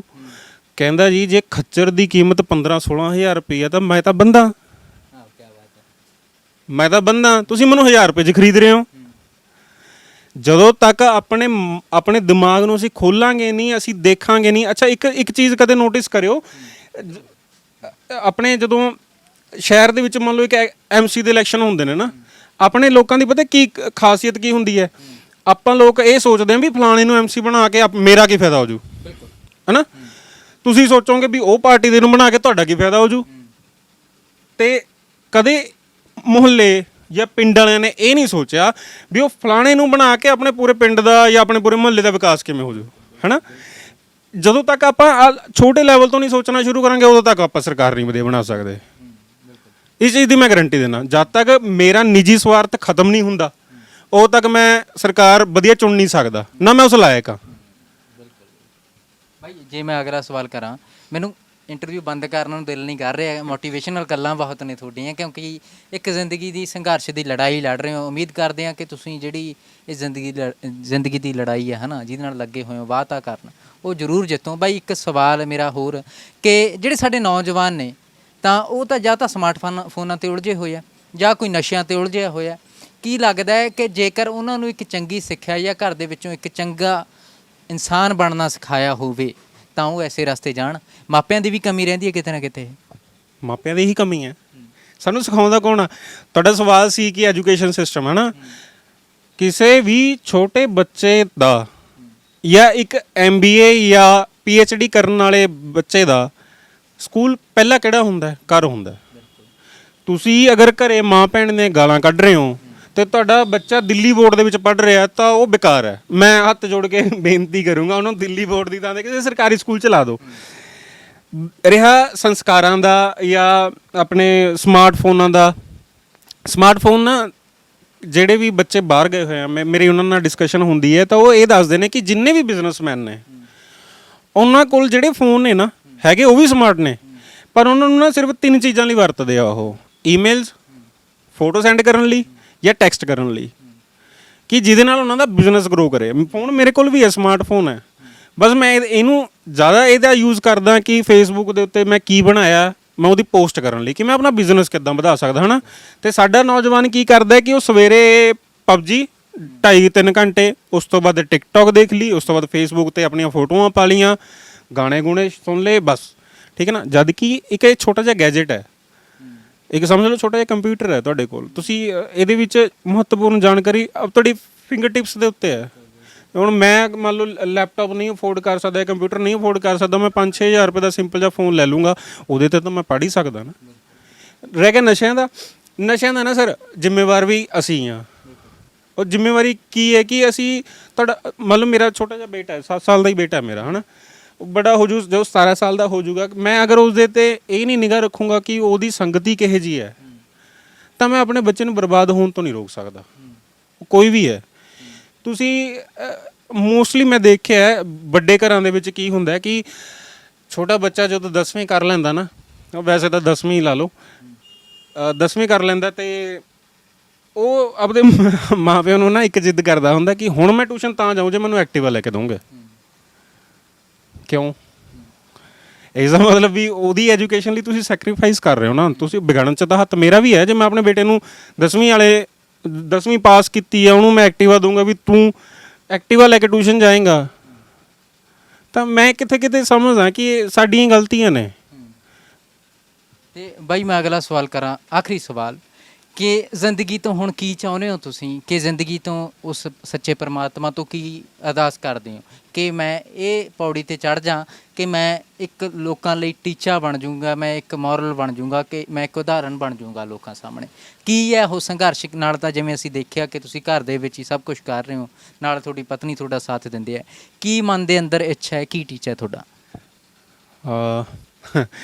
ਹਰ ਇੱਕ ਇਨਸਾਨ ਦੇ ਨਾ ਸੁਪਨੇ ਬਹੁਤ ਵੱਡੇ ਵੱਡੇ ਹੁੰਦੇ ਆ, ਮੇਰੇ ਵੀ ਨੇ, ਮੈਂ ਵੀ ਚਾਹੁੰਦਾ, ਪਰ ਸ਼ੁਰੂਆਤ ਮੈਂ ਇੱਕ ਛੋਟੇ ਜਿਹੇ ਰੈਸਟੋਰੈਂਟ ਤੋਂ ਕਰਨਾ ਚਾਹੁੰਦਾ। ਮੈਂ ਇੱਕ ਛੋਟਾ ਜਿਹਾ ਮੰਨ ਲਓ ਐਡੇ ਕੇ ਕਮਰੇ ਜਿੱਡਾ ਹੀ ਰੈਸਟੋਰੈਂਟ ਹੋਵੇ, ਬਸ ਮੇਰਾ ਆਪਦਾ ਹੋਵੇ, ਵੀ ਅਗਲਾ ਕਹੇ ਵੀ ਹਾਂ ਯਾਰ ਏਵਨ ਫੂਡ 'ਤੇ ਜਾਣਾ ਤਾਂ ਉਹਦੀ ਦੁਕਾਨ ਉੱਥੇ ਹੈ, ਉਹਦਾ ਰੈਸਟੋਰੈਂਟ ਉੱਥੇ ਹੈ। ਰੈਸਟੋਰੈਂਟ ਕਰਕੇ ਜਿਹੜੀ ਸਥਿਤੀ ਦੇ ਵਿੱਚ ਮੈਂ ਆ ਦੇਖਦਾ, ਸਰਕਾਰਾਂ ਲਗਵਾਉਂਦੀਆਂ ਨੇ ਸਰਕਾਰੀ ਨੌਕਰੀ, ਸਰਕਾਰੀ ਨਹੀਂ ਆ, ਰੁਜ਼ਗਾਰ ਮੇਲੇ ਲਗਵਾਉਂਦੀ ਹੈ, ਤਾਂ ਕਿਸੇ ਨੂੰ ਜ਼ੋਮੈਟੋ ਦੇ ਵਿੱਚ ਲਵਾਤਾ, ਕਿਸੇ ਨੂੰ ਕਿਹਦੇ ਵਿੱਚ। ਜ਼ੋਮੈਟੋ ਵਾਲੇ ਨੂੰ 6000 ਰੁਪਏ ਤਨਖਾਹ ਮਿਲਦੀ ਹੈ, ਤਾਂ ਉਹ 6000 ਦੇ ਵਿੱਚ ਕੀ ਕਰ ਲੂਗਾ? ਤਾਂ ਮੈਂ ਚਾਹੁੰਦਾ ਕਿ ਇਹੋ ਜਿਹੇ ਜਿੰਨੇ ਵੀ ਮੈਂ ਅਫੋਰਡ ਕਰ ਸਕਦਾ, ਮੈਂ ਉਹਨਾਂ ਬੱਚਿਆਂ ਨੂੰ ਕੰਮ ਸਿਖਾਵਾਂ, ਆਪਦਾ ਉਹਨਾਂ ਨੂੰ ਕੰਮ ਸਿਖਾਵਾਂ, ਤਾਂ ਕਿ ਮੈਂ ਜਿਹੜੇ ਲੈਵਲ 'ਤੇ ਪਹੁੰਚਿਆ ਮੈਂ ਉਹਨਾਂ ਨੂੰ ਉਸ ਲੈਵਲ 'ਤੇ ਲੈ ਕੇ ਜਾਵਾਂ, ਤਾਂ ਕਿ ਉਹ ਵੀ ਆਤਮ ਨਿਰਭਰ ਹੋ ਸਕਣ। ਐਵੇਂ ਨਹੀਂ ਚੌਂਕਾਂ ਦੇ ਵਿੱਚ ਡਾਂਗਾਂ ਖਾਈ ਜਾਣ, ਹੈ ਨਾ, ਅਤੇ ਤੁਸੀਂ ਵੀ ਉਹਨਾਂ ਪਿੱਛੇ ਕੈਮਰਾ ਲੈ ਕੇ ਭੱਜੀ ਜਾਓ ਵੀ ਹਾਂਜੀ ਤੁਸੀਂ ਕੀ ਕਹਿਣਾ ਚਾਹੋਗੇ, ਅਤੇ ਉਹਨਾਂ ਦੇ ਡਾਂਗ ਦਾ ਦਰਦ ਹੋ ਰਿਹਾ ਹੁੰਦਾ ਅਤੇ ਦੂਜੇ ਪਾਸੇ ਸਵਾਲ ਇਹ ਜਾ ਰਿਹਾ ਹੁੰਦਾ ਅਤੇ ਉਹ ਵਿਚਾਰੇ ਦੁਖੀ ਹੁੰਦੇ ਨੇ। ਮੈਂ ਉੱਦਾਂ ਨਹੀਂ ਚਾਹੁੰਦਾ ਕਿ ਜਿਹੜਾ ਪੰਜਾਬ ਦਾ ਨੌਜਵਾਨ ਹੈ ਖਾਸ ਤੌਰ 'ਤੇ ਕਿ ਉਹ ਦੁਖੀ ਨਾ ਹੋਵੇ। ਜਿਹੜੇ ਕੈਨੇਡਾ ਵਗੈਰਾ ਜਾ ਰਹੇ ਨੇ ਉਹ ਤਾਂ ਚਲੋ ਵਧੀਆ ਗੱਲ ਹੈ ਕਿ ਆਪਣਾ ਭਵਿੱਖ ਨੂੰ ਦੇਖਦੇ ਹੋਏ ਜਾ ਰਹੇ ਨੇ, ਪਰ ਮੈਂ ਜਿਹੜੇ ਨਹੀਂ ਜਾ ਸਕਦੇ, ਮੰਨ ਲਓ ਮੈਂ ਨਹੀਂ ਜਾ ਸਕਦਾ, ਮੇਰੇ ਵਰਗੇ ਬਹੁਤ ਨੇ ਪੰਜਾਬ ਦੇ ਵਿੱਚ, ਗਰੀਬੀ ਵੀ ਬਹੁਤ ਹੈ। ਤੁਹਾਡਾ ਨਿੱਕਾ ਜਿਹਾ ਬੇਟਾ, ਕੀ ਉਹਨੂੰ ਕਿਹੜੀ ਲਾਈਨ ਦੇ ਵਿੱਚ ਪਾਉਣਾ ਚਾਹੋਗੇ, ਕਿ ਜਾਂ ਕੈਨੇਡਾ ਵਗੈਰਾ ਹੀ ਭੇਜਣਾ ਚਾਹੋਗੇ, ਸੈਟਲ ਕਰਨਾ ਚਾਹੋਗੇ? ਕੀ ਕਹਿਣਾ ਚਾਹੋਗੇ ਜਾਂ ਇੱਥੇ ਹੀ ਉਹਨੂੰ ਕੋਈ ਆਤਮ ਨਿਰਭਰ ਬਣ ਕੇ ਕੋਈ ਰੁਜ਼ਗਾਰ ਕਰਕੇ ਦਿਓਗੇ? ਮੈਂ ਆਪਣੇ ਬੇਟੇ ਨੂੰ ਬਾਹਰ ਨਹੀਂ ਭੇਜੂੰਗਾ ਜੀ। ਕੀ ਕਾਰਨ ਉਹਦਾ? ਕਾਰਨ ਇਹ ਹੈ ਜੀ, ਜਦੋਂ ਦੂਰੀਆਂ ਵੱਧਦੀਆਂ ਹੁੰਦੀਆਂ ਨੇ ਨਾ ਜੀ, ਤਾਂ ਉਹ ਰਿਸ਼ਤਿਆਂ 'ਚ ਵੀ ਦੂਰੀਆਂ ਪੈ ਜਾਂਦੀਆਂ ਨੇ। ਦੇਖਦੇ ਹੋ ਬਹੁਤ ਨਿਊਜ਼ ਦੇ ਵਿੱਚ ਆਉਂਦਾ ਕਿ ਮੁੰਡਾ ਕੁੜੀ ਵਿਆਹ ਕਰਾ ਕੇ ਚਲੇ ਗਏ, ਮੁੰਡੇ ਨੇ ਕੁੜੀ ਨੂੰ ਨਹੀਂ ਬੁਲਾਇਆ ਜਾਂ ਕੁੜੀ ਨੇ ਮੁੰਡੇ ਨੂੰ ਨਹੀਂ ਬੁਲਾਇਆ। ਇੱਦਾਂ ਹੀ ਜਿਹੜੇ ਮੈਂ ਤੁਹਾਨੂੰ ਕਹਾਣੀ ਸੁਣਾਈ ਹੈ, ਇੱਕ ਕਹਾਣੀ ਹੋਰ ਹੈ, ਛੋਟੀ ਜਿਹੀ ਹੈ ਬਸ, ਹੈ ਨਾ। ਇੱਕ ਬੰਦਾ ਕਿਚਨ ਦੇ ਵਿੱਚ ਹੁੰਦਾ ਹੈ ਤੇ ਉਹਦੀ ਵਾਈਫ ਖਾਣਾ ਬਣਾ ਰਹੀ ਹੁੰਦੀ ਹੈ। ਉਹ ਨਾ ਆਪਣਾ ਸੈਲਫੀ ਵਾਲਾ ਕੈਮਰਾ ਔਨ ਕਰਦਾ ਤੇ ਇੱਕ ਵੀਡੀਓ ਰਿਕਾਰਡ ਕਰਦਾ। ਉਹ ਕਹਿੰਦਾ ਜੀ ਆਹ ਦੇਖੋ ਅਸੀਂ ਕੈਨੇਡਾ PR ਹੋ ਗਏ, 20 ਸਾਲ ਹੋ ਗਏ ਸਾਨੂੰ ਰਹਿੰਦਿਆਂ ਨੂੰ, ਹੈ ਨਾ। ਤੇ ਉਹ ਕਹਿੰਦਾ ਆਹ ਦੇਖੋ ਜੀ ਮੇਰੀ ਘਰ ਵਾਲੀ ਖਾਣਾ ਬਣਾ ਰਹੀ ਹੈ। ਤੇ ਉਹਨਾਂ ਦਾ ਨਾ ਇੱਕ ਕੁੱਤਾ ਉਹ ਨਾ ਸੋਫੇ ਤੇ ਬੈਠਾ ਹੁੰਦਾ, ਕਹਿੰਦਾ ਜੀ ਆਹ ਮੇਰਾ ਮੁੰਡਾ, ਆਹ ਦੇਖੋ ਜੀ। ਤੇ ਕਹਿੰਦਾ ਜੀ ਸਾਡੇ 2 ਕੁੱਤੇ ਨੇ, ਉਹ ਬਾਹਰ ਮਾਰਕੀਟਿੰਗ ਕਰਨ ਗਏ ਹੋਏ ਨੇ। ਹੁਣ ਸਮਝ ਗਏ, ਬੜੀ ਡੂੰਘੀ ਗੱਲ ਹੈ। ਉਹਨੇ ਕੁੱਤੇ ਨੂੰ ਤਾਂ ਆਪਣਾ ਮੁੰਡਾ ਕਹਿ ਦਿੱਤਾ, ਸਮਝਦਾ ਵੀ ਹੈ। ਤੇ ਜਿਹੜੇ ਉਹਦੇ ਰੀਅਲ ਮੁੰਡੇ ਨੇ ਉਹਨਾਂ ਨੂੰ ਉਹਨੇ ਕੁੱਤਾ ਕਹਿ ਦਿੱਤਾ ਕਿ ਉਹ ਮਾਰਕੀਟ ਗਏ ਹੋਏ ਨੇ। ਕਿ ਮੈਂ ਉਹ ਦੂਰੀਆਂ ਨਹੀਂ ਚਾਹੁੰਦਾ। ਦੇਖੋ ਇੱਕ ਛੋਟੀ ਜਿਹੀ ਜ਼ਿੰਦਗੀ ਹੈ, ਪ੍ਰੇਮ ਪਿਆਰ ਨਾਲ ਰਹਿ ਲਈਏ, ਇਕੱਠੇ ਰਹਿ ਲਈਏ, ਅੱਖਾਂ ਦੇ ਸਾਹਮਣੇ ਰਹਿ ਲਈਏ, ਜ਼ਿਆਦਾ ਵਧੀਆ, ਹੈ ਨਾ। ਮੈਂ ਉਹਨੂੰ ਚਾਹੂੰਗਾ ਕਿ ਮੈਂ ਅਗਰ ਮੰਨ ਲਓ ਇੱਕ ਰੈਸਟੋਰੈਂਟ ਬਣਾਉਣਾ ਨਾ, ਤਾਂ ਮੈਂ ਉਹਦੀ ਚੇਨ ਬਣਾਊਂਗਾ, ਉਹਨੂੰ ਬ੍ਰਾਂਚਿਸ ਬਣਾਊਂਗਾ। ਇੱਕ ਚੇਨ ਹੋਊਗੀ ਪੰਜਾਬ ਦੇ ਵਿੱਚ, ਜਾਂ ਜਿੰਨੀ ਮੈਂ ਕੋਸ਼ਿਸ਼ ਕਰ ਸਕਦਾ ਨਾ ਕਿ ਜਿੰਨੀ ਵੱਧ ਬ੍ਰਾਂਚਾਂ ਉਨਾ ਵੱਧ ਰੁਜ਼ਗਾਰ, ਉਨਾ ਹੀ ਉਸ ਤੋਂ ਉਨੇ ਹੀ ਮੁੰਡੇ ਸਿੱਖਣਗੇ ਤੇ ਉਨੀ ਅੱਗੇ ਜਾ ਕੇ ਵਧਣਗੇ ਉਹ। ਬਾਈ ਇੱਕ ਸਵਾਲ, ਇੱਕ ਪੰਜਾਬ ਦੇ ਅੰਦਰ ਕਾਫੀ ਕਹਾਣੀ ਜੀ ਹੈ, ਇੱਕ ਛੋਟੀ ਜੀ ਮੈਨੇ ਜੀ, ਉਹਦੇ 'ਚ ਇਹ ਹੈ ਕਿ ਇੱਕ ਬਾਪ ਕੋਲੋਂ ਕੋਈ ਸਵਾਲ ਕਰਦਾ ਹੈ ਕਿ ਤੁਹਾਡੇ ਬੇਟੇ ਕੀ ਕਰਦੇ ਨੇ। ਉਹ ਕਹਿੰਦਾ ਜੀ ਮੇਰਾ ਵੱਡਾ ਬੇਟਾ ਇੰਨੇ ਪੜ੍ਹਿਆ ਹੋਇਆ ਹੈ, ਮੇਰਾ ਵੱਡੇ ਬੇਟੇ ਨੇ MCA ਕੀਤੀ ਹੋਈ ਹੈ, ਦੂਜੇ ਬੇਟੇ ਨੇ ਮੇਰੇ ਨੇ MBA ਕੀਤੀ ਹੋਈ ਹੈ, ਤੇ ਤੀਸਰਾ ਕਹਿੰਦਾ ਚੋਰ ਹੈ। ਤਾਂ ਉਹਨੂੰ ਉਹ ਸਵਾਲ ਕਰਦਾ ਬੰਦਾ ਜਿਹੜਾ ਗੱਲ ਕਰ ਰਿਹਾ ਹੁੰਦਾ, ਉਹ ਕਹਿੰਦਾ ਜਿਹੜਾ ਤੀਸਰਾ ਚੋਰ ਹੈ, ਕਹਿੰਦਾ ਉਹਨੂੰ ਤੁਸੀਂ ਘਰ ਚੋਂ ਕੱਢ ਕਿਉਂ ਨਹੀਂ ਦਿੰਦੇ? ਉਹ ਕਹਿੰਦਾ ਉਹਦੇ ਸਿਰ ਤੇ ਤਾਂ ਸਾਡਾ ਘਰ ਚੱਲਦਾ, 2 ਤਾਂ ਵਿਹਲੇ ਨੇ ਮੇਰੇ ਕੋਲ। ਕੀ ਉਹ ਮੁਹਾਵਰਾ ਸਾਡੇ ਪੰਜਾਬ ਤੇ ਲੱਗਦਾ? ਮੈਂ ਆਪਦੇ ਪੰਜਾਬ ਦੀ ਨੌਜਵਾਨੀ ਨੂੰ ਚੋਰ ਦਾ ਨਹੀਂ ਕਹਿ ਸਕਦਾ। ਕਿਤੇ ਨਾ ਕਿਤੇ ਗੱਲ ਸਹੀ ਹੈ, ਕਿਤੇ ਨਾ ਕਿਤੇ ਤਾਂ ਗੱਲ ਸਹੀ ਹੈ। ਅਗਰ ਕਿਸੇ ਪਰਿਵਾਰ ਦੇ ਵਿੱਚ 2 ਮੁੰਡੇ ਹੈ, ਜੇ ਇੱਕ ਦੀ PhD ਕੀਤੀ ਹੋਈ ਹੈ, ਉਹ ਵਿਚਾਰਾ ਘਰੇ ਵਿਹਲਾ ਬੈਠਾ, ਤੇ ਜਿਹੜਾ ਮੇਰੇ ਵਰਗਾ ਘੱਟ ਪੜ੍ਹਿਆ ਹੁੰਦਾ ਹੈ ਉਹ ਜਾ ਕੇ ਦਿਹਾੜੀ ਕਰਕੇ ਆਉਂਦਾ। ਜੇ ਮੰਨ ਲਓ ਸ਼ਾਮ ਨੂੰ ਦਿਹਾੜੀ ਦੇ ਵਿੱਚ 400 ਰੁਪਏ ਲੈ ਕੇ ਆਉਂਦਾ ਹੈ, ਤਾਂ ਉਹਨਾਂ ਘਰ ਦਾ ਚੱਲ ਰਿਹਾ ਨਾ। ਤਾਂ ਘਰ ਚਲਾਉਣ ਵਾਲਾ ਕਿਹੜਾ ਹੋਇਆ? PhD ਵਾਲਾ ਹੋਇਆ ਜਾਂ ਦਿਹਾੜੀਦਾਰ ਹੋਇਆ? ਦਿਹਾੜੀਦਾਰ ਹੋਇਆ ਨਾ। PhD ਵਾਲਾ ਤਾਂ ਵਿਹਲਾ ਹੀ ਹੈ, ਉਹ ਵਿਹਲਾ ਹੀ ਰਹੂ। ਕਿਉਂ ਇੰਨਾ ਤੁਹਾਡਾ ਵਿਸ਼ਵਾਸ ਉੱਠਿਆ ਹੋਇਆ ਸਾਡੀਆਂ ਸਰਕਾਰਾਂ ਤੋਂ? ਸਰਕਾਰਾਂ ਕਿਸੇ ਦੀ ਨਹੀਂ ਹੁੰਦੀਆਂ। ਪਹਿਲੀ ਗੱਲ ਤਾਂ ਆਪਣੇ ਲੋਕਾਂ ਨੂੰ ਇਹ ਦਿਮਾਗ ਦੇ ਵਿੱਚ ਵਹਿਮ ਕੱਢਣਾ ਚਾਹੀਦਾ। ਜਿਹੜੇ ਹੱਥ ਜੋੜ ਕੇ ਜਦੋਂ ਮੰਤਰੀ ਸਾਹਿਬ ਲੰਘਦੇ ਹੁੰਦੇ ਨੇ ਨਾ, ਹੱਥ ਜੋੜ ਕੇ ਐਂ ਖੜ ਜਾਂਦੇ ਹੁੰਦੇ ਨੇ। ਹੱਥ ਜੋੜਨੇ ਗੁਰੂ ਗ੍ਰੰਥ ਸਾਹਿਬ ਜੀ ਮੂਹਰੇ ਜੋੜ ਲਓ, ਉੱਥੇ ਜੋੜੋ। ਮੰਦਿਰ ਜਾਂਦੇ ਹੋ ਉੱਥੇ ਜੋੜੋ। ਜਿੰਨੇ ਵੀ ਮੰਤਰੀ ਨੇ ਨਾ, ਇਹ ਆਪਣੇ ਨੌਕਰ ਨੇ, ਤੁਹਾਡੇ ਮੇਰੇ ਤੁਹਾਡੇ ਕੈਮਰਾਮੈਨ ਦੇ, ਇਹਨਾਂ ਦੇ ਨੌਕਰ ਨੇ ਇਹ। ਵੋਟਾਂ ਲਈ ਜਦੋਂ ਵੋਟਾਂ ਹੁੰਦੀਆਂ ਨੇ, ਇਹ ਆਪਣੇ ਮੂਹਰੇ ਹੱਥ ਜੋੜਦੇ ਨੇ। ਬਾਕੀ ਪਿਛਲੇ 5 ਸਾਲ ਤੁਸੀਂ ਇਹਨਾਂ ਦੇ ਮਗਰ ਹੱਥ ਜੋੜਦੇ ਫਿਰਦੇ ਰਹਿੰਦੇ ਹੋ। ਮੰਤਰੀ ਤੁਹਾਡਾ ਨੌਕਰ ਹੈ। ਇਸ ਕਾਬਿਲ ਬਣੋ ਕਿ ਮੰਤਰੀ ਤੁਹਾਡੇ ਕੋਲ ਆਵੇ, ਤੁਹਾਡੇ ਇੱਕ ਫੋਨ ਕਰਨ ਤੇ, ਨਾ ਕਿ ਮੰਤਰੀ ਨੂੰ ਫੋਨ ਕਰਨਾ ਪਵੇ ਕਿ ਉਹਦੇ PA ਨੂੰ ਕਿ ਮੰਤਰੀ ਸਾਹਿਬ ਨੂੰ ਮਿਲਣਾ ਹੈ, ਤੇ ਗਾਹਾਂ PA ਮੇਰੇ ਵਰਗਾ ਬੈਠਾ ਹੋਵੇ, ਮੰਤਰੀ ਸਾਹਿਬ ਤਾਂ ਮੀਟਿੰਗ 'ਚ ਭਾਵੇਂ ਮੰਤਰੀ ਸਾਹਿਬ ਅੰਦਰ AC ਵਾਲੇ ਕਮਰੇ 'ਚ ਸੁੱਤੇ ਪਏ ਨੇ। ਆਪਾਂ ਨੂੰ ਉਸ ਲੈਵਲ ਦਾ ਬਣਨਾ ਚਾਹੀਦਾ। ਇਹ ਆਪਣੇ ਦਿਮਾਗ ਨੂੰ ਬਦਲਣਾ ਪਊਗਾ, ਸੋਚ ਬਦਲਣੀ ਪਊਗੀ। ਜਾਂਦੇ ਸਾਡੇ ਦਰਸ਼ਕਾਂ ਨੂੰ, ਕਿਉਂਕਿ ਬਹੁਤ ਸਾਰਾ ਜਜ਼ਬਾ ਹੈ ਤੁਹਾਡੇ ਅੰਦਰ, ਤਾਂ ਹੀ ਐਡੀ ਲੰਬੀ ਇੰਟਰਵਿਊ ਕੀਤੀ ਤੁਹਾਡੀ, ਕਿ ਕੋਈ ਮੋਟੀਵੇਸ਼ਨਲ ਗੱਲ ਕੋਈ, ਕਿਉਂਕਿ ਬਹੁਤ ਸਾਰੇ ਸਾਡੇ ਨੌਜਵਾਨ ਨੇ ਉਹ ਮਾਯੂਸ ਹੋਏ ਬੈਠੇ ਆ। ਸਰਕਾਰਾਂ ਤੋਂ ਘਰ ਦੇ ਵਿੱਚ ਨੌਕਰੀ ਦਾ ਵਾਅਦਾ ਕੀਤਾ ਸੀ, ਪਰ ਉਹ ਨੌਕਰੀ ਦਾ ਨਾਮੋ ਨਿਸ਼ਾਨ ਵੀ ਨਹੀਂ। ਮੈਂ ਇੱਕ ਗੱਲ ਕਹੂੰਗਾ, ਜ਼ਿੰਦਗੀ ਦਾ ਨਾਮ ਸੰਘਰਸ਼ ਹੀ ਹੈ। ਤੁਸੀਂ 40,000 ਦੇ ਇੱਕ ਟੀਚਰ ਭਰਤੀ ਹੋ ਜਾਣਾ ਤਾਂ ਵੀ ਤੁਹਾਡਾ ਸੰਘਰਸ਼ ਮੁੱਕਣਾ ਨਹੀਂ। ਸੰਘਰਸ਼ ਇੱਦਾਂ ਨਹੀਂ ਮੁੱਕਣਾ ਕਿ ਜਦੋਂ ਤੁਸੀਂ ਭਰਤੀ ਹੋਏ ਹੁੰਦੇ ਹੋ ਉਦੋਂ ਤੁਹਾਡਾ 100 ਗਜ਼ ਦਾ ਘਰ ਹੁੰਦਾ ਹੈ, ਫਿਰ ਹੌਲੀ ਹੌਲੀ ਤੁਹਾਡੀ ਤਨਖਾਹ ਵੱਧਦੀ ਹੈ ਤਾਂ ਤੁਸੀਂ ਸੋਚਦੇ ਹੋ 200 ਗਜ਼ ਦਾ ਹੋ ਜੇ। ਇੱਕ ਗੱਡੀ ਹੈ ਤਾਂ ਸਿੰਪਲ ਮਰੂਤੀ 800 ਰੱਖੀ ਵੀ ਇੱਦਾਂ ਦਾ ਐਂ ਹੁੰਦਾ ਵੀ ਸਲੈਰੀਓ ਆਟੋਮੈਟਿਕ ਲੈ ਲਈਏ, ਵੀ ਔਖਾ ਬਹੁਤ ਹੁੰਦਾ। ਬੰਦੇ ਦੀ ਜ਼ਰੂਰਤਾਂ ਵੱਧਦੀਆਂ ਜਾਂਦੀਆਂ ਨੇ। ਮੈਂ ਆਪਣੇ ਜਿੰਨੇ ਵੀ ਯੂਥ ਦੇਖ ਰਹੀ ਹੈ ਮੇਰੀ ਇਸ ਵੀਡੀਓ ਨੂੰ, ਮੈਂ ਕਿ ਛੋਟਾ ਜਿਹਾ ਨਿਮਾਣਾ ਜਿਹਾ ਬੰਦਾ, ਪਰ ਮੈਂ ਸੋਚ ਥੋੜ੍ਹੀ ਵੱਡੀ ਰੱਖਦਾ। ਸੋਚ ਇਸ ਲਈ ਵੱਡੀ ਰੱਖਦਾ ਕਿ ਤੁਹਾਨੂੰ ਕਿਸੇ ਨੇ ਕੁਛ ਨਹੀਂ ਦੇਣਾ। ਇੱਕ ਗੱਲ ਦੇ ਮੂੰਹ ਵੱਲ ਨਾ ਝਾਕਣ। ਹੱਥਾਂ 'ਚ ਜੋ ਗੁਣ ਦਿੱਤਾ ਹੋਇਆ ਨਾ ਪਰਮਾਤਮਾ ਨੇ, ਉਹਨੂੰ ਇੰਪਲੀਮੈਂਟ ਕਰ ਲਓ। ਕੀ ਲੋੜ ਪਈ ਹੈ ਕਿਸੇ ਮੂਹਰੇ ਹੱਥ ਅੱਡਣ ਦੀ? ਜਾਂਦੇ ਇੱਕ ਆਖਰੀ ਸਵਾਲ, ਕੀ ਆਪਣੀ ਜ਼ਿੰਦਗੀ ਤੋਂ ਸੰਤੁਸ਼ਟ ਹੋ? ਜ਼ਿੰਦਗੀ 'ਚ ਕੋਈ ਇਨਸਾਨ ਕਦੇ ਸੰਤੁਸ਼ਟ ਨਹੀਂ ਹੁੰਦਾ। ਰਾਮਦੇਵ ਬਾਬਾ ਕਦੇ ਸੰਤੁਸ਼ਟ ਹੋਇਆ? ਜਦ ਕਿ ਉਹ ਕਰੋੜਾਂਪਤੀ ਹੈ। ਅੰਬਾਨੀ, ਅਡਾਨੀ, ਟਾਟਾ, ਜ਼ੁਕਰਬਰਗ, ਕੋਈ ਸੰਤੁਸ਼ਟ ਹੋਇਆ? ਕੋਈ ਨਹੀਂ ਹੋਇਆ। ਹਾਂ, ਇਹ ਜ਼ਰੂਰ ਹੈ ਕਿ ਚਾਹੇ ਮੰਨ ਲਓ ਜੇ ਕੋਈ ਫੋਰਚੂਨਰ ਦੇ ਵਿੱਚ ਜਾ ਰਿਹਾ ਤਾਂ ਉਹ ਸ਼ਾਹੀ ਪਨੀਰ ਨਾਲ ਰੋਟੀ ਖਾ ਰਿਹਾ ਹੋਊਗਾ, ਮੈਂ ਵੀਰੇ ਆਪਣੇ ਗੰਢੇ ਪੀਸ ਲਏ ਹਨਾ, ਵਿੱਚ 2 ਮਿਰਚਾਂ ਵਾਲੀਆਂ ਰੋਟੀ ਨਾਲ ਖਾ ਰਿਹਾ, ਪਰ ਮੈਂ ਚੈਨ ਦੀ ਨੀਂਦ ਸੋ ਰਿਹਾ, ਮੈਨੂੰ ਟੈਨਸ਼ਨ ਨਹੀਂ ਹੈ ਕਿਸੇ ਚੀਜ਼ ਦੀ। ਤਾਂ ਮੈਂ ਇੱਕ ਗੱਲ ਜ਼ਰੂਰ ਕਹੂੰਗਾ ਕਿ ਜ਼ਿੰਦਗੀ ਜੀਣੀ ਆ ਨਾ ਤਾਂ ਨੌਕਰ ਬਣ ਕੇ ਨਾ ਜੀਣੀ, ਜੀਣ ਤੋਂ ਬਿਹਤਰ ਹੈ ਕਿ ਆਪਦੇ ਛੋਟੇ ਜਿਹੇ ਰੁਜ਼ਗਾਰ ਨਾਲ ਆਪਦੇ ਮਾਲਕ ਬਣ ਕੇ ਆਪ ਹਨਾ ਮਾਲਕ ਬਣ ਕੇ ਜੀਓ। ਬਸ ਮੈਂ ਇੱਕ ਗੱਲ ਜ਼ਰੂਰ ਕਹਿਣਾ ਚਾਹੂੰਗਾ, ਅਗਰ ਕੋਈ ਸਿੱਖਣ ਦਾ ਚਾਹਵਾਨ ਹੈਗਾ ਤਾਂ ਕਦੇ ਵੀ ਮੇਰੇ ਨਾਲ ਸੰਪਰਕ ਕਰ ਸਕਦਾ, ਮੈਂ ਉਹਨੂੰ ਸਿਖਾਉਣ ਦੀ ਕੋਸ਼ਿਸ਼ ਕਰੂੰਗਾ। ਅਗਰ ਉਹ ਸਿੱਖ ਗਿਆ ਤਾਂ ਜਿੱਥੇ ਉਹਦਾ ਮਨ ਕਰੇ ਚਾਹੇ ਮੇਰੇ ਸਾਹਮਣੇ ਹੀ ਖੋਲ੍ਹ ਲਵੇ, ਮੈਨੂੰ ਇਸ ਚੀਜ਼ ਦਾ ਕੋਈ ਗਮ ਨਹੀਂ ਹੈ। ਸਿੱਖਣਾ ਚਾਹੁੰਦਾ ਜਦ ਮਰਜ਼ੀ ਆਵੇ, ਮੈਂ ਸਿਖਾਉਣ ਨੂੰ ਵੀ ਤਿਆਰ ਹਾਂ।